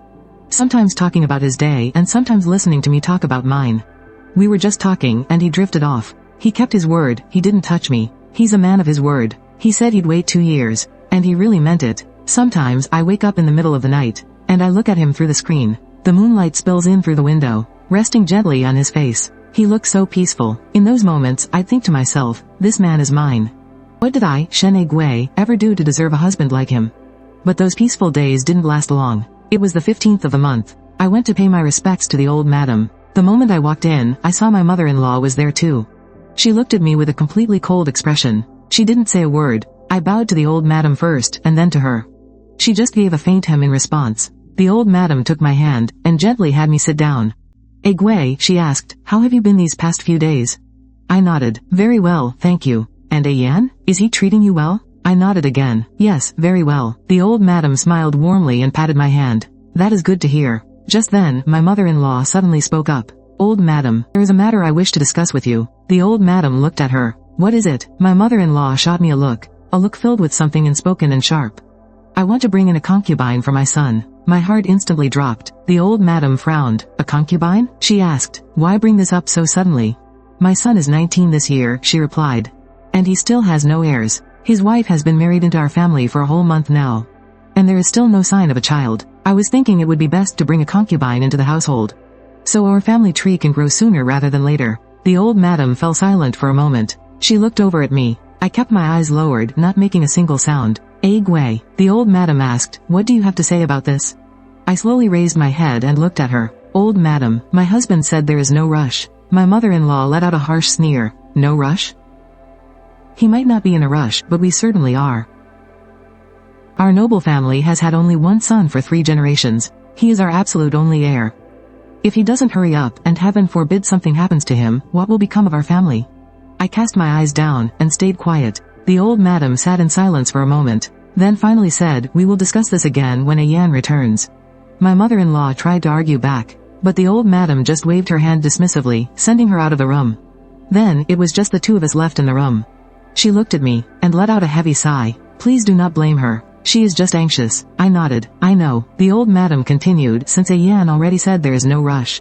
Then we will just wait. Do not worry, as long as I am here. No one can force you into anything. I looked at her, feeling a deep wave of warmth in my heart. But deep down, I knew. She could only protect me for now, she couldn't protect me forever. My mother-in-law is his own flesh and blood mother. If she wants to get a concubine for her son, who could possibly stop her? That night, when my husband returned home, I told him everything. He furrowed his brow. My mother said that? I nodded. He stayed quiet for a moment, then simply said, just ignore her. I'll make the decisions here. I looked at him, asking, do you really not want to take a concubine? He paused for a second. Why? Do you want me to? I shook my head. No, I don't. He smiled. Well, that settles it then. I kept looking at him, feeling a sudden wave of unease. My lord, I said, your mother is just looking out for you. If you keep refusing to take a concubine, she's definitely going to be upset. He raised an eyebrow, and I bit my lip. So, maybe you should. Stop right there, he cut me off. Shen Agui, I will say this one more time. I am the one who decides this. If my mother is upset, I will be the one to smooth things over with her. If she keeps making a fuss, I'll handle it. Just stay out of it and relax. Stop worrying about all this nonsense. I looked at him, my eyes suddenly burning with tears. How could this man be so incredibly good to me? Seeing my expression, he chuckled. What's wrong? Are you touched? He reached out and ruffled my hair. I nodded. Silly girl. He said, you are my wife. If I'm not good to you, who else would I be good to? That night, I lay in bed, tossing and turning, unable to sleep. I kept thinking about what the Marchioness had said. Still no sign of a baby in that belly. I touched my own stomach. It was completely flat, nothing was there. I am 16 years old this year. My lord is 19. We've been married for 1 month, and we haven't even touched yet. Logically, I shouldn't be rushing things. But the Marchioness is getting anxious. And when she gets anxious, she'll try to find a solution. What kind of solution? Taking a concubine. What if she actually forces a concubine on him? If he meets someone younger than me, someone prettier than me, someone who knows how to please a man better than I do, will he still treat me this well? I don't know. I started to feel afraid. Afraid of losing him. Afraid that he might fall in love with someone else. Afraid that all of this was just a dream. Early the next morning, I went to pay my respects to the old madam. When she saw me, she was taken aback. What's wrong? She asked. Why do you look so pale? I shook my head, and said I was fine. But the old madam didn't buy it. She took my hand, and made me sit down. Agwe, she said. If something is bothering you, just tell me. I looked at her, and my eyes suddenly welled up with tears. Old madam, I sobbed. I'm scared. Her brow furrowed. Scared of what? I lowered my head, staying silent. She let out a soft sigh and reached out to pull me into her warm embrace. Silly child, she whispered. What is there to fear when you have me around? I buried my face in her embrace, not saying a word. After a long while, I finally spoke. Old madam, my lord treats me so well. I know he does, but I'm scared. I'm terrified that this kindness won't last. The old madam stayed silent for a moment. Then, she said, Agwe, do you know why I married into the royal estate back then? I shook my head. I came from a poor background too. My father sold tofu and my mother washed clothes for a living. When I was 14, the old marquis took a liking to me and brought me in as a concubine. I looked up at her. She continued, when I first came through these doors, the estate already had a main wife, side wives and bedmaids, a whole house full of women. The old marquis doted on me for a while, but then came the new girls. And he forgot all about me. Her voice dropped low, carrying a hint of bitterness. I was terrified back then, too. Afraid of losing his favor, afraid of being trampled on, afraid I'd have no place to stand in this deep, dark mansion. But later on, I finally figured it out. She looked at me, her eyes deep and knowing. Whether a man dotes on you or not, that's his business.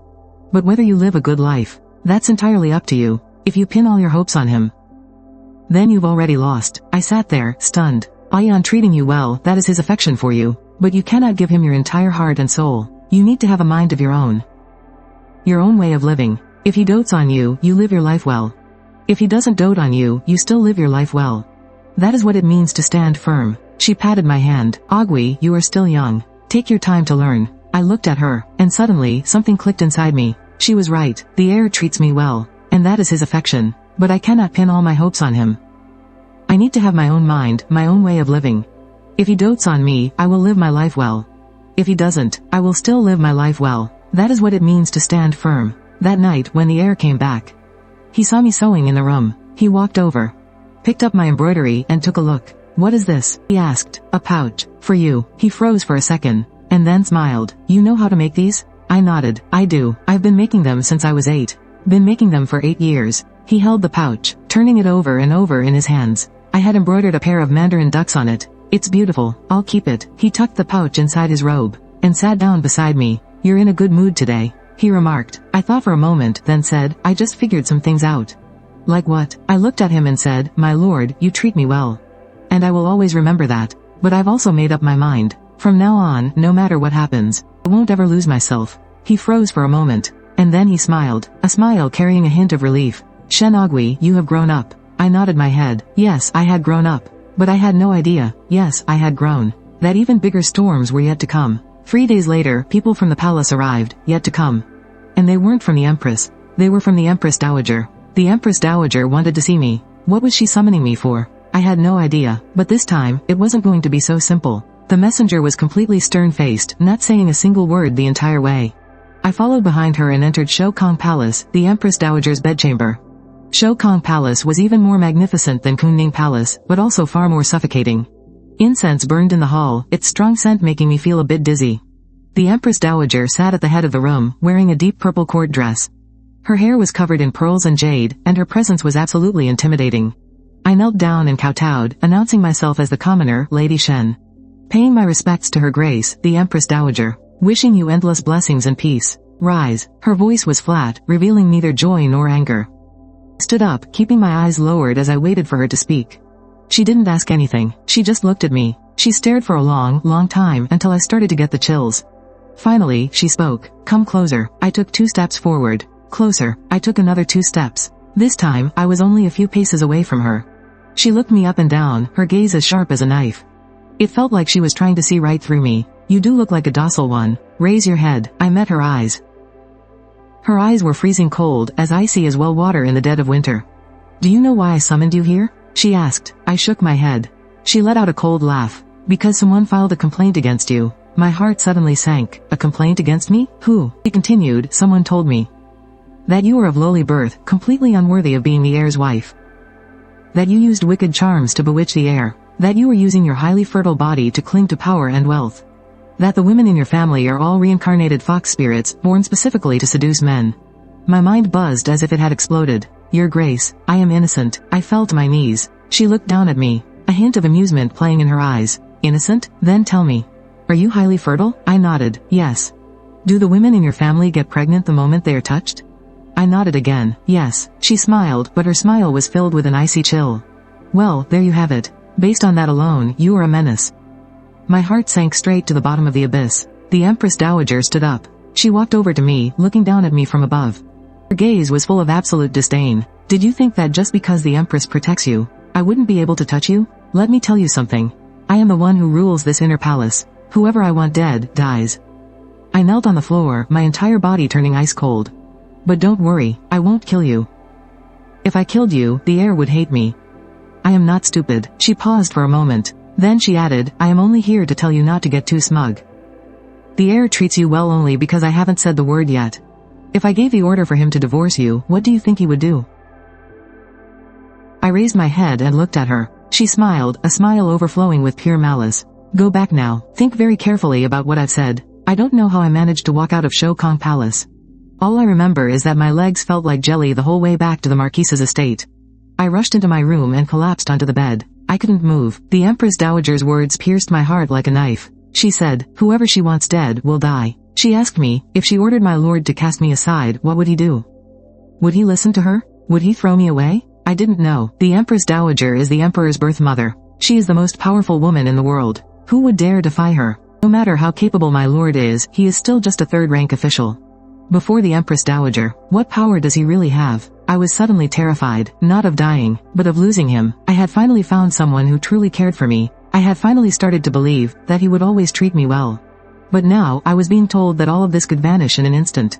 I buried my face in the mattress, and the tears just fell. I don't know how much time passed before the door suddenly opened. My lord walked in. He saw me lying on the bed, and froze. What's wrong? He asked. I didn't look up, and I didn't make a sound. He reached out and gently turned me over. When he saw my tear-stained face, his brows furrowed deeply. Who hurt you? He demanded. I just shook my head. He didn't buy it, pressing me to tell him what happened. I looked up into his eyes. They were filled with so much worry, and suddenly, I couldn't keep it from him anymore. The Empress Dowager summoned me to the palace, I said. His expression instantly changed. What did she say to you? I told him exactly what the Empress Dowager had said, word for word. His face grew darker and darker. When I finally finished, he stayed silent for a long time. So long, I thought he wasn't going to say anything at all.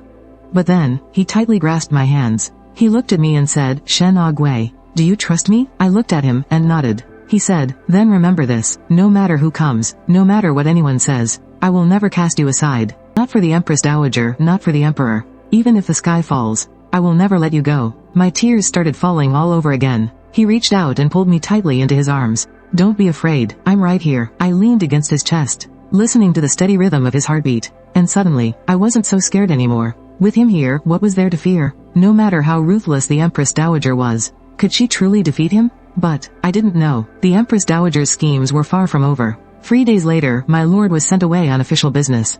Right before he left, he came to say goodbye. He said, give me 2 weeks at most. Wait for me to come back. I nodded, helping him pack his things. He looked at me, then suddenly grabbed me and pulled me into a tight embrace. Shen Agui, he whispered, while I'm gone. Do not leave this house. No matter who comes for you, do not go with them. Just wait for me to return. I nodded. I will. He kissed my forehead, then turned and walked away. I stood at the door, watching his figure fade past the courtyard gates. My heart suddenly felt so empty. Now that he's gone, what am I supposed to do? But then, I remembered his warning. No matter who calls for you, don't go. Wait for me to come back. I trusted him, but I never expected that the first person to send for me would be the Marchioness. On the second day after my husband left, her ladyship sent someone to fetch me. I had to go. She is his own mother, after all. I couldn't just refuse. She was waiting for me in the main courtyard. When she saw me walk in, she actually smiled. "Egwei," she said warmly. "You're here. Please, sit." I sat down, but my heart was completely on edge. She never calls me Egwei. Why was she being so polite today? The Marchioness ordered the servants to bring tea, and then dismissed everyone, leaving just the two of us alone in the room. She looked right at me, and let out a heavy sigh. "Egwei," she began, "I know you resent me. And I don't blame you. As your mother-in-law, I really haven't treated you well enough." I didn't know what to say, so I just sat there, listening to her continue. "But Yan, he is my only son. Everything I do is for his own good. Do you understand?" I nodded. Yes, I understood. She sighed again and then suddenly asked, "Egwei, do you know why Her Majesty, the Empress Dowager, summoned you?" My chest tightened. "It was because of me," she confessed. I froze. "I was the one who went to beg Her Majesty," she continued. "I wanted her to issue a decree, to force Yan to take a concubine." I just stared at her, a rush of unspeakable emotions welling up inside me. She looked at me and said, "Egwei, please don't blame me. I didn't have any other choice. Yan is the sole heir to this family. He has to have more children. But he insists on protecting you. He absolutely refuses to take a second wife. So I had to beg Her Majesty for help." I took a deep, shaky breath, and asked, "Did Her Majesty agree?" She shook her head. "No. Her Majesty said she wouldn't get involved in this. But she told me she would speak with you personally." Then, it all made sense. The Empress Dowager summoning me wasn't to help my mother-in-law at all. She just wanted to warn me, to let me know that my life is entirely in her hands. My mother-in-law looked at me, a flicker of genuine guilt in her eyes. "Egwei," she whispered, "I know I've wronged you. But I was truly out of options. If you want to hate me, then hate me." I looked at her, and suddenly, I smiled. "My lady," I said softly, "I don't hate you." She looked taken aback. I went on, "You wanted to find a concubine for the young lord. Because you thought it was best for the estate. Best for him. I understand." Her eyes welled up with tears. "Egwei," she choked out, "you really are a good child." I slowly stood up. I bowed to her. "Madam, if there is nothing else, I will be taking my leave now." She nodded, turned to walk away. Just as I reached the door, she suddenly called out to stop me. "Egwei," she said. "Wait." I turned back around. She looked at me, hesitating. Finally, she sighed. "Her Majesty the Empress Dowager will not just let this go. You, please be careful." My heart sank heavily. I gave a nod. Stepping out of the main courtyard, I made my way back. Just as I reached the garden, a voice suddenly called out to me, "Princess Consort." I turned and saw a maid I didn't recognize. She hurried over and lowered her voice. "Princess Consort, someone wishes to see you. Please, come with me." I furrowed my brow. "Who?" She shook her head. "I cannot say. You will see when you get there." I suddenly remembered the prince's warning. "No matter who calls for you, do not go." I shook my head. "I am not going." The maid grew frantic. "Princess Consort, you absolutely must go. The person said it concerns the prince. It is incredibly important." My chest tightened. Concerning the prince? What could be so important? I hesitated. The maid urged me again. "Princess Consort, please hurry. If we delay, it will be too late." I gritted my teeth, and followed her. Little did I know what was waiting for me at the end of this path. The maid led me through the gardens and into a remote, secluded courtyard.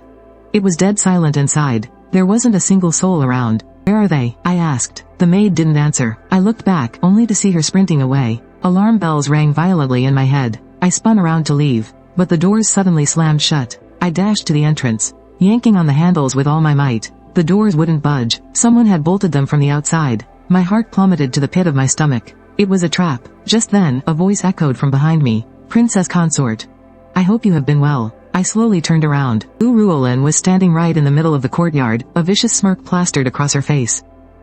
But her eyes were dead cold as a viper's. "Princess Consort, you finally made it. I have been waiting for you for so long." Staring her down, I forced the rising panic back into my chest. My mind raced furiously. "Ruolin, what do you think you're doing?" She let out a laugh, sounding genuinely amused. "What am I doing? I just want to make one thing perfectly clear to you." She stepped right up to me, lowering her voice to a deadly whisper. "You do not deserve to be the Princess Consort." I took a step back, putting some distance between us. And what exactly do you think locking me up in here is going to achieve? I demanded. She only laughed harder. Lock you up? Oh, no, no, no. Where is the fun in just locking you up? I merely wanted to invite you to watch a spectacular show. The moment the words left her mouth, the courtyard doors suddenly swung wide open. A figure stepped inside. I froze in absolute shock. It was the young lord. He was still in his official robes, covered in the dust of the road. He looked like he had just rushed back from out of town. But, why was he here? Didn't he leave? Lu Ruolin saw him, her eyes lighting up as she hurried over to greet him. Brother Yan, you're back. The young lord looked at her, frowning deeply. Lu Ruolin, you sent someone with a message, saying that Ogui was in trouble and I needed to come back immediately. Where is she? Lu Ruolin smiled and pointed right at me. The young lord turned his head. When he saw me, he froze. Ogui? He quickly walked over to me and grabbed my hands, looking me up and down. Are you alright? I shook my head. I'm fine. He let out a long sigh of relief, then turned back to Lu Ruolin, his face darkening. Lu Ruolin, you lied to me. Lu Ruolin just laughed, giggling uncontrollably. Oh, Brother Yan, I didn't lie to you at all. Her ladyship really is in trouble. She clapped her hands. The courtyard gates opened again. This time it was the Empress Dowager's people. A squad of guards came in, escorting the Empress Dowager's personal senior maid. The old maid walked in, her cold gaze sweeping from the young lord to me, and finally landing on Lu Ruolin. Lady Ruolin, is what you told us true? Lu Ruolin fell to her knees, putting on a tragic face. Please see the truth, madam. Her ladyship is having an affair. I caught her in the act, and she threatened me. She forced me to keep my mouth shut. I didn't know what else to do. I could only beg the Empress Dowager for justice. My head exploded in a deafening buzz. An affair? She was accusing me of an affair? The young lord was stunned too. He stared at me, his eyes wide with absolute shock. Ogui, what is going on here? I shook my head wildly. I didn't do anything. Lu Ruolin let out a cold sneer. You didn't? Then tell us, why are you here? She turned to the old maid. Madam, you caught them red-handed. You saw it with your own eyes. Her ladyship was having a secret rendezvous with her lover, and I caught them. What do you think we should do? The maid looked over at the young lord, her expression unreadable. My lord, what do you have to say about this? The young lord just stood there, his face pale with rage. He looked at me, and I looked back at him. I opened my mouth to explain, but I didn't know how. I was tricked into coming here. But who would believe me? Lu Ruolin had set up this entire trap. She lured me here, then lured the young lord here, and even called in the Empress Dowager's people. She was trying to get me killed. Suddenly, the Empress Dowager's words echoed in my mind. She had said that whoever she wanted dead would die. It turned out she didn't mean doing it with her own hands. She was using someone else to do her dirty work, and Lu Ruolin was her blade. I looked at the young lord, a wave of pure despair washing over me. Would he believe me? Or, would he believe Lu Ruolin? I waited for his answer. The young lord stayed silent for a long time. So long that I thought he wouldn't speak. But finally, he did. He turned to the old nanny and said word by word, I believe her. Lu Ruolin's face changed, and the nanny froze in shock as well. The young lord continued, she is my wife. I know exactly what kind of person she is. She would never do such a thing. Lu Ruolin grew frantic. Brother Aixing. You saw her here with your own eyes. She is a married woman, sneaking off to such a remote place. If this isn't an illicit affair, then what is it? The young lord looked at her, his gaze turning icy cold. Lu Ruolin, he said, stop twisting the truth right here. Let me ask you, how did you know she was here? How did you know something happened to her? How did you know she was having an affair? Lu Ruolin was stunned speechless. The young lord took a step closer to her. You had someone send me a message, saying she was in trouble, telling me to rush back immediately. How did you know she was in trouble? You've been spying on her, haven't you? Lu Ruolin took a step back, her face turning pale. The young lord continued, you set up this trap to lure her here. And lured me here too. You even called in the Empress Dowager's people. What are you trying to do? You want to completely ruin her, don't you? Lu Ruolin was left absolutely speechless. But the nanny spoke up. Young lord, she said, what you say makes sense. But Miss Lu's words aren't entirely baseless either. Your wife did indeed appear here all alone. There has to be some kind of explanation for this. The young lord looked at her, his gaze piercingly sharp. Nanny, he said, you want an explanation? I'll give you one. She was tricked into coming here. The person who tricked her is Lu Ruolin. The nanny frowned. Do you have any proof? The young lord replied, I will find the proof. But until then, nobody is going to lay a finger on her. He grabbed my hand, pulling me safely behind his back. Lu Ruolin stood there, her face deathly pale. The nanny stayed silent for a moment, then let out a heavy sigh. Young lord, she said, you are protecting her, this old servant understands that. But you will have to give the Empress Dowager a proper explanation. The young lord said, I will go and explain it to the Empress Dowager myself. The nanny nodded, turned around, and left. Lu Ruolin also tried to leave, but was stopped by the young lord. Lu Ruolin, he said. Just you wait. Lu Ruolin turned back to look at him, her eyes full of burning hatred. Brother A Xing, she cried. Are you really going to protect her like this? The young lord didn't say a word. Lu Ruolin laughed, a bitter, desolate laugh. I've liked you since we were kids. I've loved you for 10 years, yet you never even looked at me. She is nothing but a lowly servant girl. She's only been in your house for 1 month, and you treat her like a precious treasure. Why? The young lord looked at her, his eyes perfectly calm. Because, he said, she is 10,000 times better than you. Lu Ruolin's face twisted in rage. She glared at me viciously, turned around, and ran off. The courtyard fell completely silent. The young lord turned around. He looked at me. I just stood there, my eyes stinging with tears. He reached out and pulled me into his arms, patting me and saying, I'm right here. I buried my face in his chest, and the tears just started falling.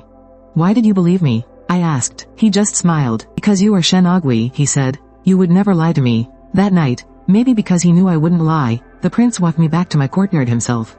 He told me to get a good rest, and said he had to make a quick trip to the palace. To explain everything to the Empress Dowager. I grabbed his sleeve. I didn't want him to leave. He gently patted my hand, and said, don't worry, I'll be back before you know it. After he left, I lay in bed, tossing and turning, completely unable to sleep. Would the Empress Dowager actually believe him? Would she let me off the hook? I honestly didn't know, but from this day forward, I couldn't let myself be bullied ever again. Lu Ruolin's little trap this time almost got me killed. If the prince hadn't believed in me, I would have been completely ruined today. I can't always rely on him to protect me. I have to stand on my own 2 feet. Early the very next morning, the prince came back. He looked absolutely exhausted, but he had a warm smile on his face. It's all over, he said. Her Majesty believed me. I let out a massive sigh of relief. Then he added, but Lu Ruolin, she's been summoned to the palace by Her Majesty. I froze. He let out a cold laugh. She tried to frame you, but the Empress Dowager absolutely refuses to be used as a pawn. Now that she's been called in, whether she makes it back out alive is a whole different story. I had so many mixed feelings. Lu Ruolin tried to destroy me, and I hated her for it. But hearing that she was about to face the music, I actually felt a tiny bit of pity. The prince saw right through me and let out a heavy sigh. Ogui, he said, you're just way too soft-hearted. I shook my head, but didn't say a word. He took my hand and said, no matter what happens, no one will ever bully you again. I nodded, but deep down, I knew. He spoke way too soon. Because an even bigger storm was heading right for us. Exactly 1 month later, I found out I was pregnant. I was violently woken up by a wave of nausea. That morning, the second I sat up in bed, my stomach just started doing flips. Clamped my hand over my mouth, and rushed straight over to the basin.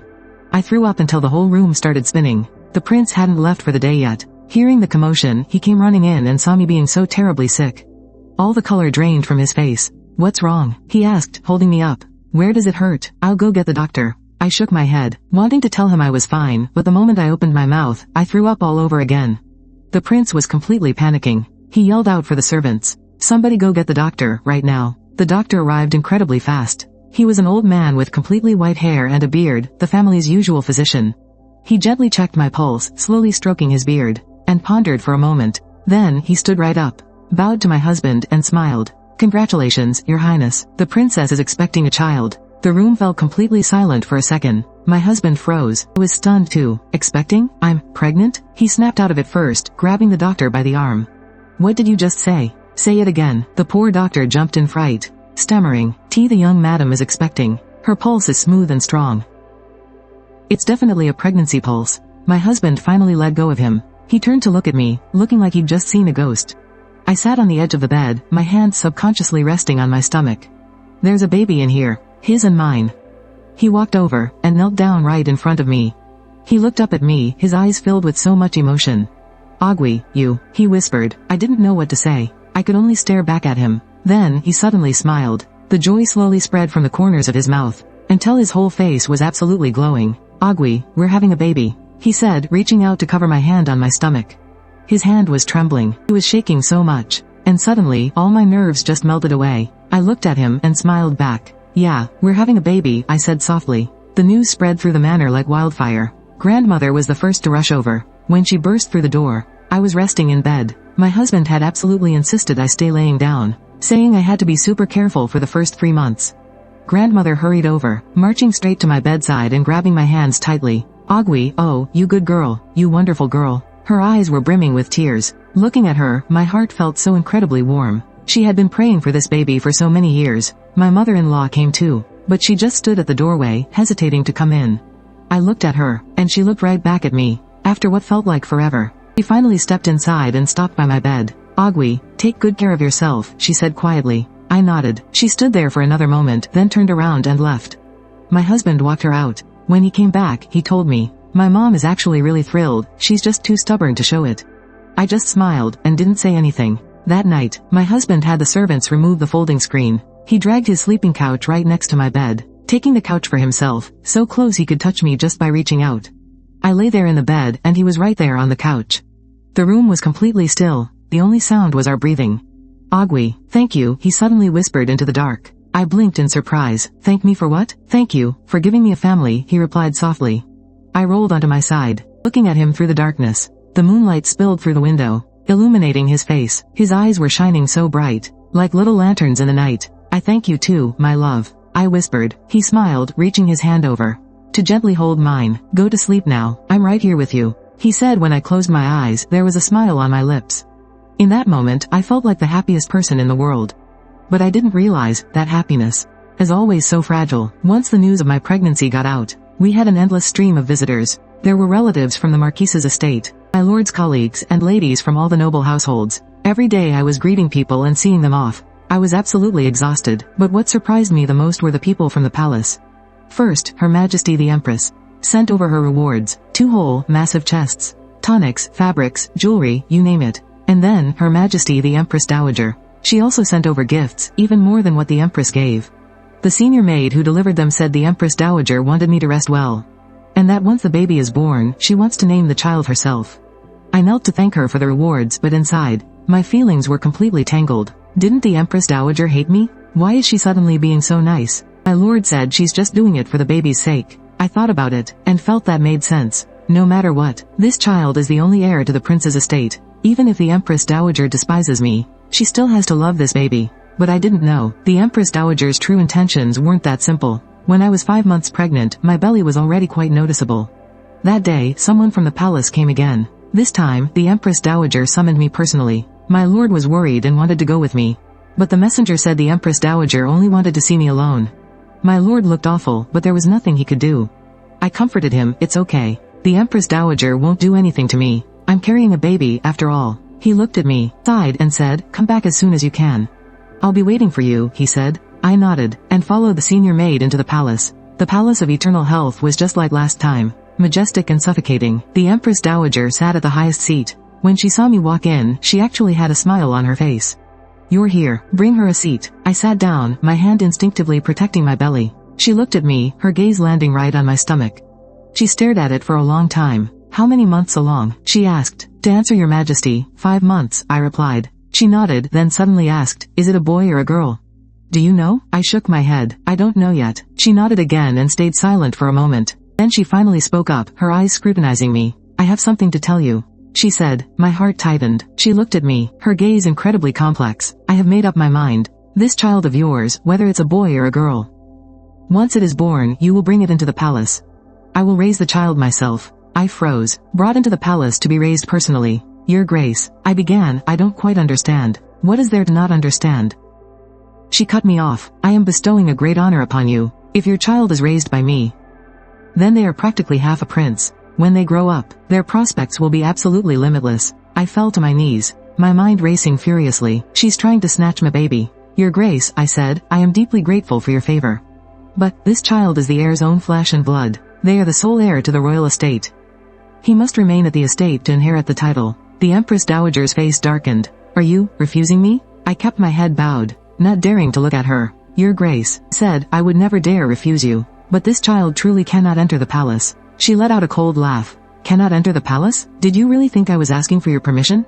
My heart sank to the absolute bottom. She continued, "Let me tell you, this is completely out of your hands. The moment that baby is born, I will send my people to take it. If you dare stand in the way." She paused, her gaze turning ice cold. "I have countless ways to make sure you never see this child again." My hands and feet went numb with cold. What did she mean by that? Kill my baby? Or, kill me? I didn't know, but I knew she meant every single word. I knelt there on the ground, trembling all over. She stared down at me, and suddenly smiled again. "All right," she said, "you can get up. Let's not frighten the little one in your belly. I stood up, my legs still shaking. She waved her hand. Go back now, and remember what I said. I don't even know how I stumbled out of Shukong Palace. I only remember my mind being completely blank the entire way. The moment I returned to the Marquise's estate, I threw myself straight into the heir's arms. He held me tight and asked, "What's wrong? What did the Empress Dowager say?" I told him everything. His face drained of color. "She wants to take our baby?" His voice completely cracked. I nodded, tears pouring down my face. He held me close, and stayed silent for a long, long time. Finally, he spoke. "Agwe," he whispered. "Don't you worry, nobody is taking this child away." I looked up at him. His eyes were incredibly bright, and fiercely determined. "I promise," he said. But I didn't know how he could possibly make that promise. The Empress Dowager was the Emperor's own mother. She was the most powerful woman in the entire world. Who would ever dare disobey her? No matter how capable the heir was, he was still just a third-rank official. Could he really fight back against the Empress Dowager? I honestly had no idea. From that day forward, he became incredibly busy, leaving at dawn and returning late in the night. Sometimes he wouldn't come home for days on end. I didn't know what he was doing, but I knew he was trying to find a way. He was desperately trying to find a way to protect our baby. When I was 8 months pregnant, my belly was already massive. That night, the prince came back very late. When he walked through the door, his face was heavy with worry. I lay in bed, watching him. He walked over, and sat down beside me. "Agwe," he said, "I have something to tell you." My heart tightened. He held my hand and said, "I figured out a way." I froze. He said, "I found a way to stop the Empress Dowager from taking our child." I asked, "What way?" He stayed silent for a moment, then said, "I petitioned His Majesty to grant you the title of a lady of rank." I was stunned. "A lady of rank? What is that?" I asked. He explained, "A lady of rank is a titled noblewoman. Once you have an official rank, you become the wife of a court official, protected by the imperial court. No matter how powerful the Empress Dowager is, she cannot punish a titled lady on a whim. If she dares to take your baby, she would be making an enemy of the entire court."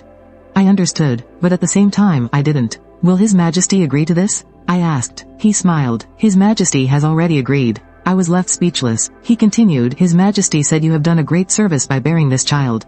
Since the Empress also favors you, granting you this official title is only natural." Tears welled up in my eyes. "My lord," I whispered, "how many times did you have to plead for this?"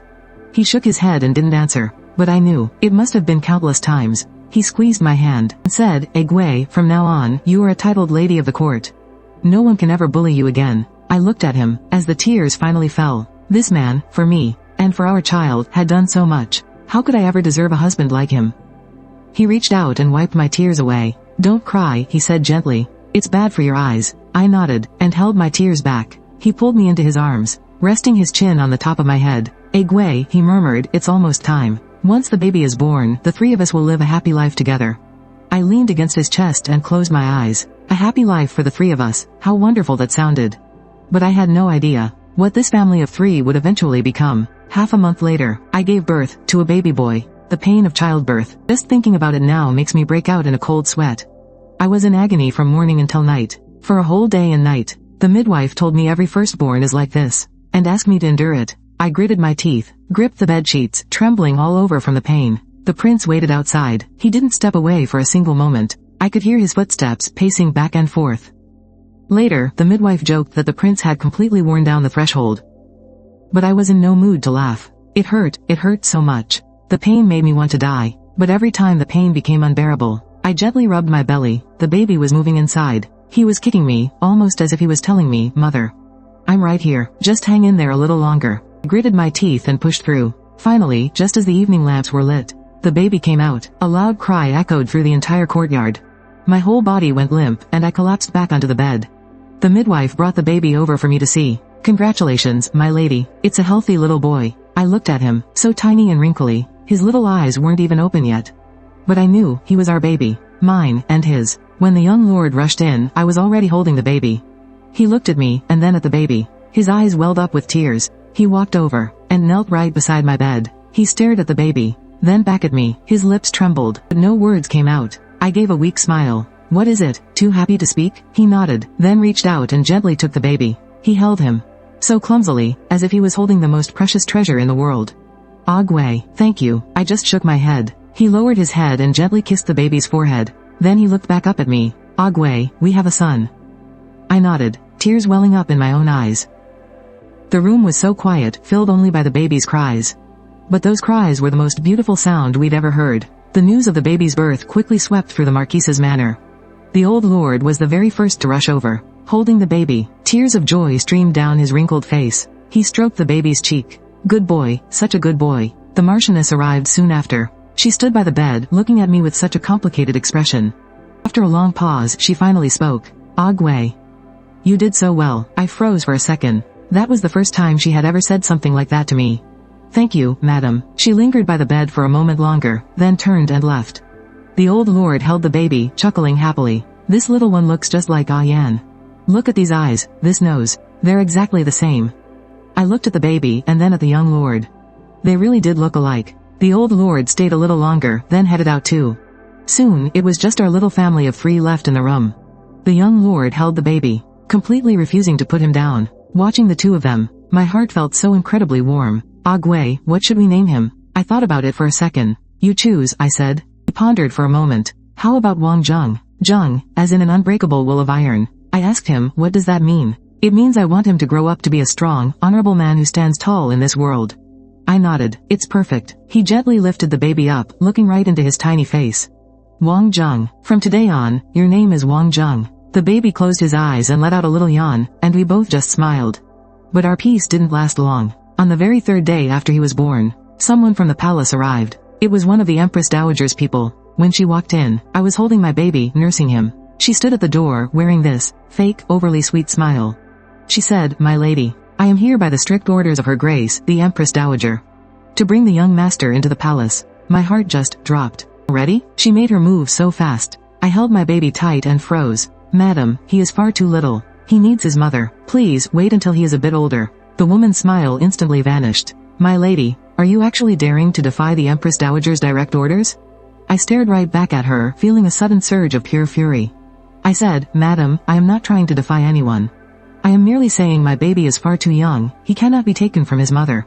She just gave a cold sneer. My lady, let me remind you of your place. Do not forget who you are. The Empress Dowager wanting this child is a massive honor for you.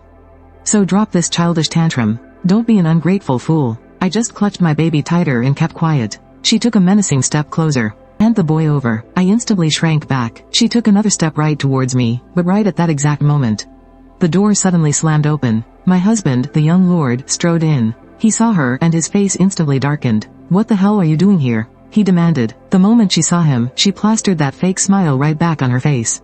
My lord, she bowed. I am merely following the Empress Dowager's orders to bring the young master to the palace. My husband let out a harsh laugh. The Empress Dowager's orders, you say? Funny, I haven't heard a single word about that. The old woman froze. He pulled a bright yellow scroll from his robes. When he unrolled it, it was an imperial decree. His Majesty has just issued a direct decree, naming Wang Zheng as the official heir to the Marquis of Yangyi. If the Empress Dowager wishes to raise him, she will have to ask the Emperor himself if he agrees. All the color drained from the old woman's face. His Majesty declared that Wang Zheng is the sole heir of our bloodline. He absolutely must remain in the manor to inherit his rightful title. No one is permitted to take him away. He paused for a second, glared straight at the old woman and spat out every single word.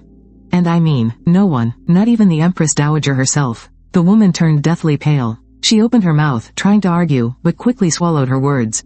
Finally, she gave a stiff bow, turned on her heel, and hurried out. Once she was gone, I held my baby close and looked up at my husband. Did His Majesty actually issue that decree? I asked. He gave me a warm smile. He really did. He walked over and sat gently beside me. I knew all along that the Empress Dowager wouldn't just let this go. So the very second our boy was born, I rushed to the palace to secure this decree. I stared at him, my eyes welling up with tears. How on earth was he so incredible? He just reached out, wrapping both me and our baby into his strong embrace. Agwe, he whispered. I promised you, absolutely no one is going to take our boy away. I leaned into his arms and nodded. From that day on, I knew I had married the right man. From that day on, I knew my baby and I finally had someone to rely on. On the day the baby turned 1 month old, the Marquise's estate threw a massive banquet. So many guests came. There were my husband's colleagues, relatives of the estate, and ladies from all the noble houses. The old dowager held the baby, beaming from ear to ear. The Marchioness came too. This time, when she held the baby, she actually smiled. Her Majesty the Empress sent someone over with a gift. It was a longevity lock. They said she picked it out herself. Her Majesty the Empress Dowager also sent a gift. It was a pair of gold bracelets, meant as a welcoming gift for the child. I didn't overthink what she meant by it. Anyway, my baby is right here with me, and nobody is going to take him away. During the banquet, my husband stayed by my side the whole time. He served me food, poured my tea, and took care of my every single need. People joked, the young Marquis really dotes on his wife. Hearing that, he didn't mind the teasing at all. He just smiled. Looking at him, my heart felt so warm. This man is mine. This child is ours. Our days ahead are only going to get better. But little did I know, an even bigger storm was brewing. When the baby was 3 months old, news came from the border. The northern enemies had invaded. The border was in critical danger. His Majesty was furious, and ordered the troops to march. When my husband came back from the royal court, his face was incredibly heavy. "What's wrong?" I asked. He looked at me, stayed quiet for a moment, and said, "His Majesty has ordered me to lead the army into battle." My heart sank. Leading the army? Going to war? He held my hands tightly and said, "Egway, I have to go." I looked into his eyes. In those eyes, I saw worry, guilt, and unwavering resolve. I opened my mouth, wanting to ask if he could just stay. But I knew, he couldn't. He is a loyal subject. If His Majesty commands him to go, he must go. I took a deep breath, choking back my tears. "When do you leave?" "In 3 days. 3 days, all right." He looked at me, his eyes turning red. "Egway, I am so sorry. Go do what you must do. The baby and I will be right here, waiting for you to come home." He pulled me into his arms, holding me so tightly. I just nodded. 3 days later, he left. I stood at the doorway, watching his silhouette fade into the distance. I held our baby in my arms. The baby was fast asleep, blissfully unaware of everything. "Jung-er, your daddy went to fight the bad guys. When he comes back, the 3 of us will live a wonderful life together." The baby twitched his little lips almost as if he was smiling. I smiled too, but my heart felt so utterly empty. He is gone, what do I do now? I remembered his words, "Wait for me." "Okay, I will wait for you. For 1 year, or 2 years. 3 years, I told you I'd wait, but little did I know that wait would turn into 5 years. 5 years, 5 long years. It doesn't seem long, yet it felt like an eternity. Our baby grew from an infant in swaddling clothes into a boy who can run and jump. The older the little guy gets, the more his eyes and smile look exactly like his father's. Every time I look at him, my heart just aches. Over those 5 years, I didn't receive many letters from him. 7 in total. The first one said he had arrived at the border, that everything was fine, and told me not to worry. The second said they had won a battle, and the emperor had rewarded him. The third said the northern enemy had attacked again, that the front lines were tense, and he might not be able to write for a long time. Then came a whole year of silence. When the fourth letter finally arrived, I almost thought he was dead. The letter was so brief, just a few words. "I am still alive. Wait for me." I held that letter and cried the entire night. The 5th, the 6th, the 7th. Every single one was incredibly short. Every single one told me to wait. So I waited, but all I got in return were rumors. Some said the young lord had died in battle. Others said he married a northern princess and was never coming back. I didn't know who to believe, but deep down, I knew he was still alive, because every year, on my birthday, someone would mysteriously deliver a hairpin, a jade one, beautifully carved with plum blossoms, exactly like the one he showed me in the storehouse all those years ago. Exactly the same. No one knew who sent it, but I knew it was him. He was alive. He was still thinking of me. But on my birthday in the 5th year, the hairpin never came. I waited a whole day and night, but there was nothing. My heart sank into the abyss. Something had happened to him. Something awful must have happened. I held our child and stayed awake, night after endless night. The old dowager comforted me, saying he would be all right. The Marchioness came over as well. She tightly held my hand, and didn't say a single word. Her eyes were just red with tears. I knew they were terrified too. They were terrified that he wasn't coming back, but they didn't dare say it out loud. Months later, the news finally broke. The northern enemy had retreated. Our grand army was returning in triumph. I stood at the city gates, waiting from early morning all the way until dusk. Waves of people passed by, but he wasn't there. I tried to comfort myself, thinking maybe he was further back in the line. The sky was getting dark. I just kept standing there. Our little boy tugged at my hand and asked, "Mommy, where's Daddy?" I told him, "He's coming. Just wait a little longer." But the panic in my heart was growing wild. Right at that moment, someone shouted, "They're here. They're here." I looked up and saw a unit of soldiers slowly marching our way. Leading them was a general, riding a tall, majestic horse. He looked so imposing, but it wasn't him. My heart completely plummeted, but just then, that general reined in his horse and looked right at me.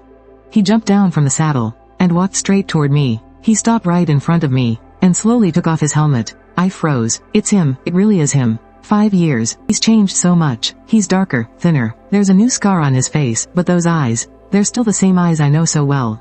He stood right in front of me, looking at me with such a complicated expression. His voice was so hoarse when he spoke. "Egway, I'm home." I opened my mouth, wanting to say something, but before the words could come out, the tears just started falling. He reached out and pulled me into his arms. "Don't cry, I'm home." I buried my face in his chest and cried my eyes out. 5 long years, he finally came back to me. Our little one was standing right there, looking up at him. He looked down at the child. "Jenner?" The little one nodded. He knelt down to see eye to eye with him and said, "I'm your papa." "I'm home." The child just looked at him. Then he suddenly reached out a little hand and touched the scar on his face. "Does it hurt?" He froze for a second, then gave a soft smile. "It doesn't hurt. Seeing you makes the pain go away." That night, our family of 3 was finally back together. Late in the night, after our child fell asleep, Shizi was lying on the couch and I was in bed. With 5 years of distance between us, neither of us could sleep. He suddenly broke the silence. "Gui, you've been through so much these past 5 years." I shook my head. "It wasn't hard. Waiting for you was never a burden." He went quiet for a moment, then said, "I really thought I wasn't going to make it back." My heart skipped a beat. There was this one time we were surrounded for 7 days and 7 nights. No food, no backup. I honestly thought I was going to die. I asked him, "What happened then?" "Then I thought of you." I thought of Junger. I told myself I couldn't die. If I died, what would happen to you too? My eyes started burning with tears. He kept going, so I took my brothers in arms. And we fought our way out through sheer willpower. Hearing that, my heart ached, but it also felt so warm. Just how much hell he had been through, I couldn't even imagine, but I knew he was home. For me and for our child, he came back. "Gui, I'm never leaving you again." I nodded. He paused for a second. Then he added, "There's one more thing I need to tell you." My chest tightened again. He was quiet for a while before saying, "The scar on my face, it wasn't from the enemy."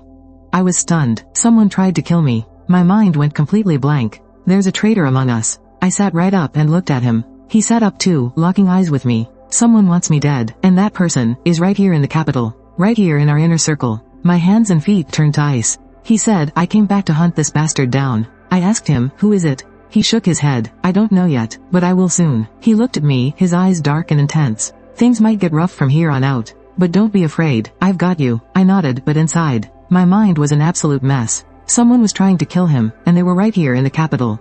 Right beside us. But who? I thought back on everything that had happened over the years. The Empress Dowager's threats, Lu Ruolan's vicious setups, the Marchioness's cold disdain. Could it be one of them? Or, is it someone else entirely? I didn't know, but one thing was certain. Another storm was coming. Early the very next morning, people from the palace arrived. His Majesty had summoned my husband. He changed into his court robes, and left for the palace.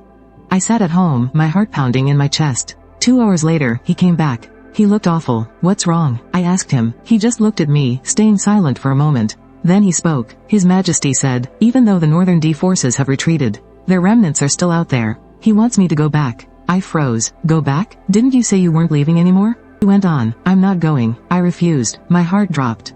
Did His Majesty agree? No. His Majesty was furious. He said I was disobeying a direct imperial decree. He's going to punish me. All the color drained from my face. He looked at me, and actually smiled. "What are you so afraid of? The worst he can do is strip my title. If he demotes me, so be it. I'm not leaving you, no matter what." I opened my mouth, but I couldn't find the words. "Gui, I promised you, I am never leaving you again." And I meant it. I looked up at him, my eyes welling up with tears. This man, just for me, was throwing away his entire career. What did I ever do to deserve him? But little did he know, an even bigger storm was heading our way. 3 days later, the imperial decree arrived. For disobeying His Majesty, my husband was stripped of his military command, and demoted to a commoner. The entire Marquis estate was in an uproar. The old madam was so furious she fell severely ill, and the Marchioness cried hysterically. Yet my husband acted like nothing had even happened. He just stayed home every day with me and our child. "It's fine not being an official. From now on, I just want to stay right here and live a quiet life with you too." I looked at him, feeling so warm, yet so heartbroken. But I knew better. This wasn't over. And sure enough, 1 month later, we had visitors. It was someone sent by the Empress Dowager. The servant stood right in front of me, a malicious smirk plastered on her face. "My lady, Her Grace, the Empress Dowager, requests your presence." I went to the Empress Dowager's Shukong Palace. It was exactly as I remembered. Imposing, and deeply suffocating. She sat high up on her throne. When she saw me walk in, she smiled. "Ah, you're here. Take a seat." I sat down, resting my hands on my lap, waiting for her to speak. She stared at me, a hint of cruel amusement dancing in her eyes.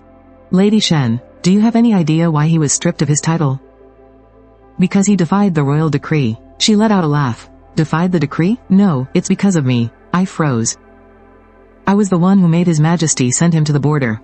And if he refused, I'd make him lose his title. "Why?" She stared at me, her smile dripping with malice. "Why? Because I utterly despise you." I fell silent. She stood up and walked right up to me. Lady Shen, do you have any idea why I hate you so much? I shook my head, and she laughed. A hint of sheer madness in her smile. Because my own son wouldn't listen to me. I froze. Her son? The emperor. He dotes on the empress and completely ignores me. He listens to his empress but won't listen to a word I say. He made the empress's son the crown prince, instead of the prince I actually favored. I hate him. I hate the empress. I hate every single one of you. I stared at her, feeling a cold chill run down my spine. I can't lay a finger on the emperor. I can't touch the empress. But you think I can't touch you? You're just a lowly servant girl. What right did you have to marry into the royal mansion? What right did you have to bear a son? What right do you have to make Yan protect you so fiercely? She grew more and more frantic as she spoke, her face completely twisted in rage. I simply want to make your life a living hell. I want to strip Yan of his title.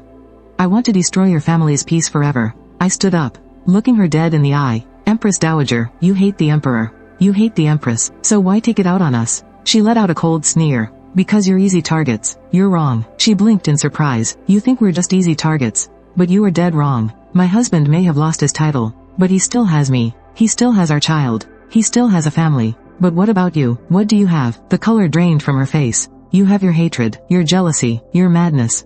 You sit high up on that throne, but you have absolutely nothing.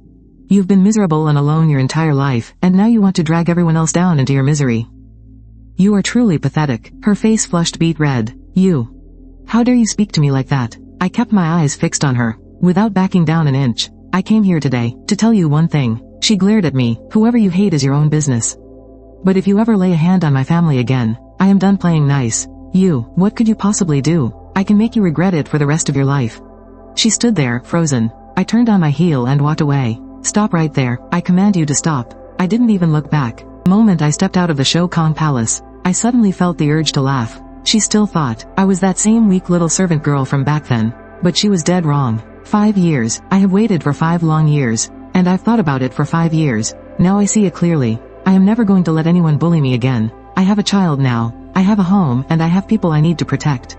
If anyone dares to touch them, I will fight them to the death. Even if it's the Empress Dowager herself. Even if it were the Lord of Heaven himself, it wouldn't matter.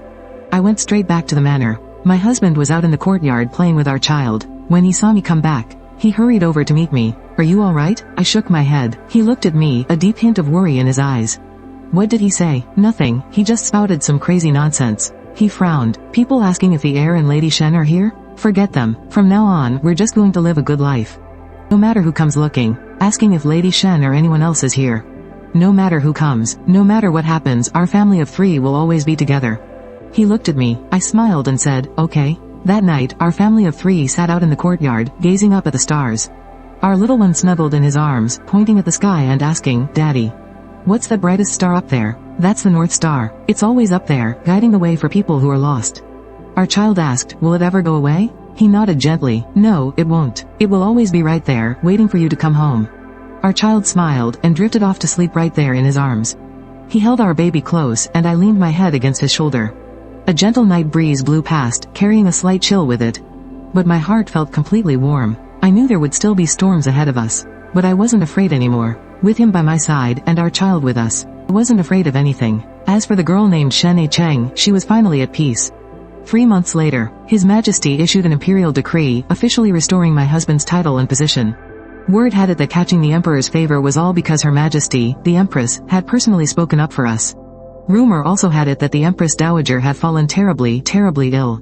So seriously ill, in fact, that her own people, and even the regent, simply had no energy left to cause any more trouble.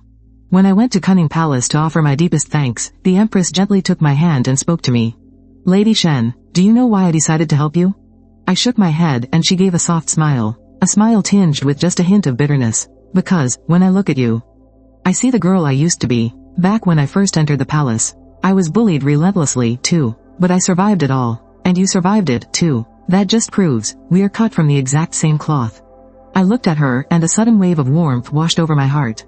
Come visit the palace more often from now on. Keep me company and let's just talk. I nodded gratefully. As I stepped out of Cunning Palace, the sunlight was absolutely perfect. I stood there at the palace gates, watching the clouds drift across the horizon. Suddenly, my mind flashed back to that year in the manor's backyard.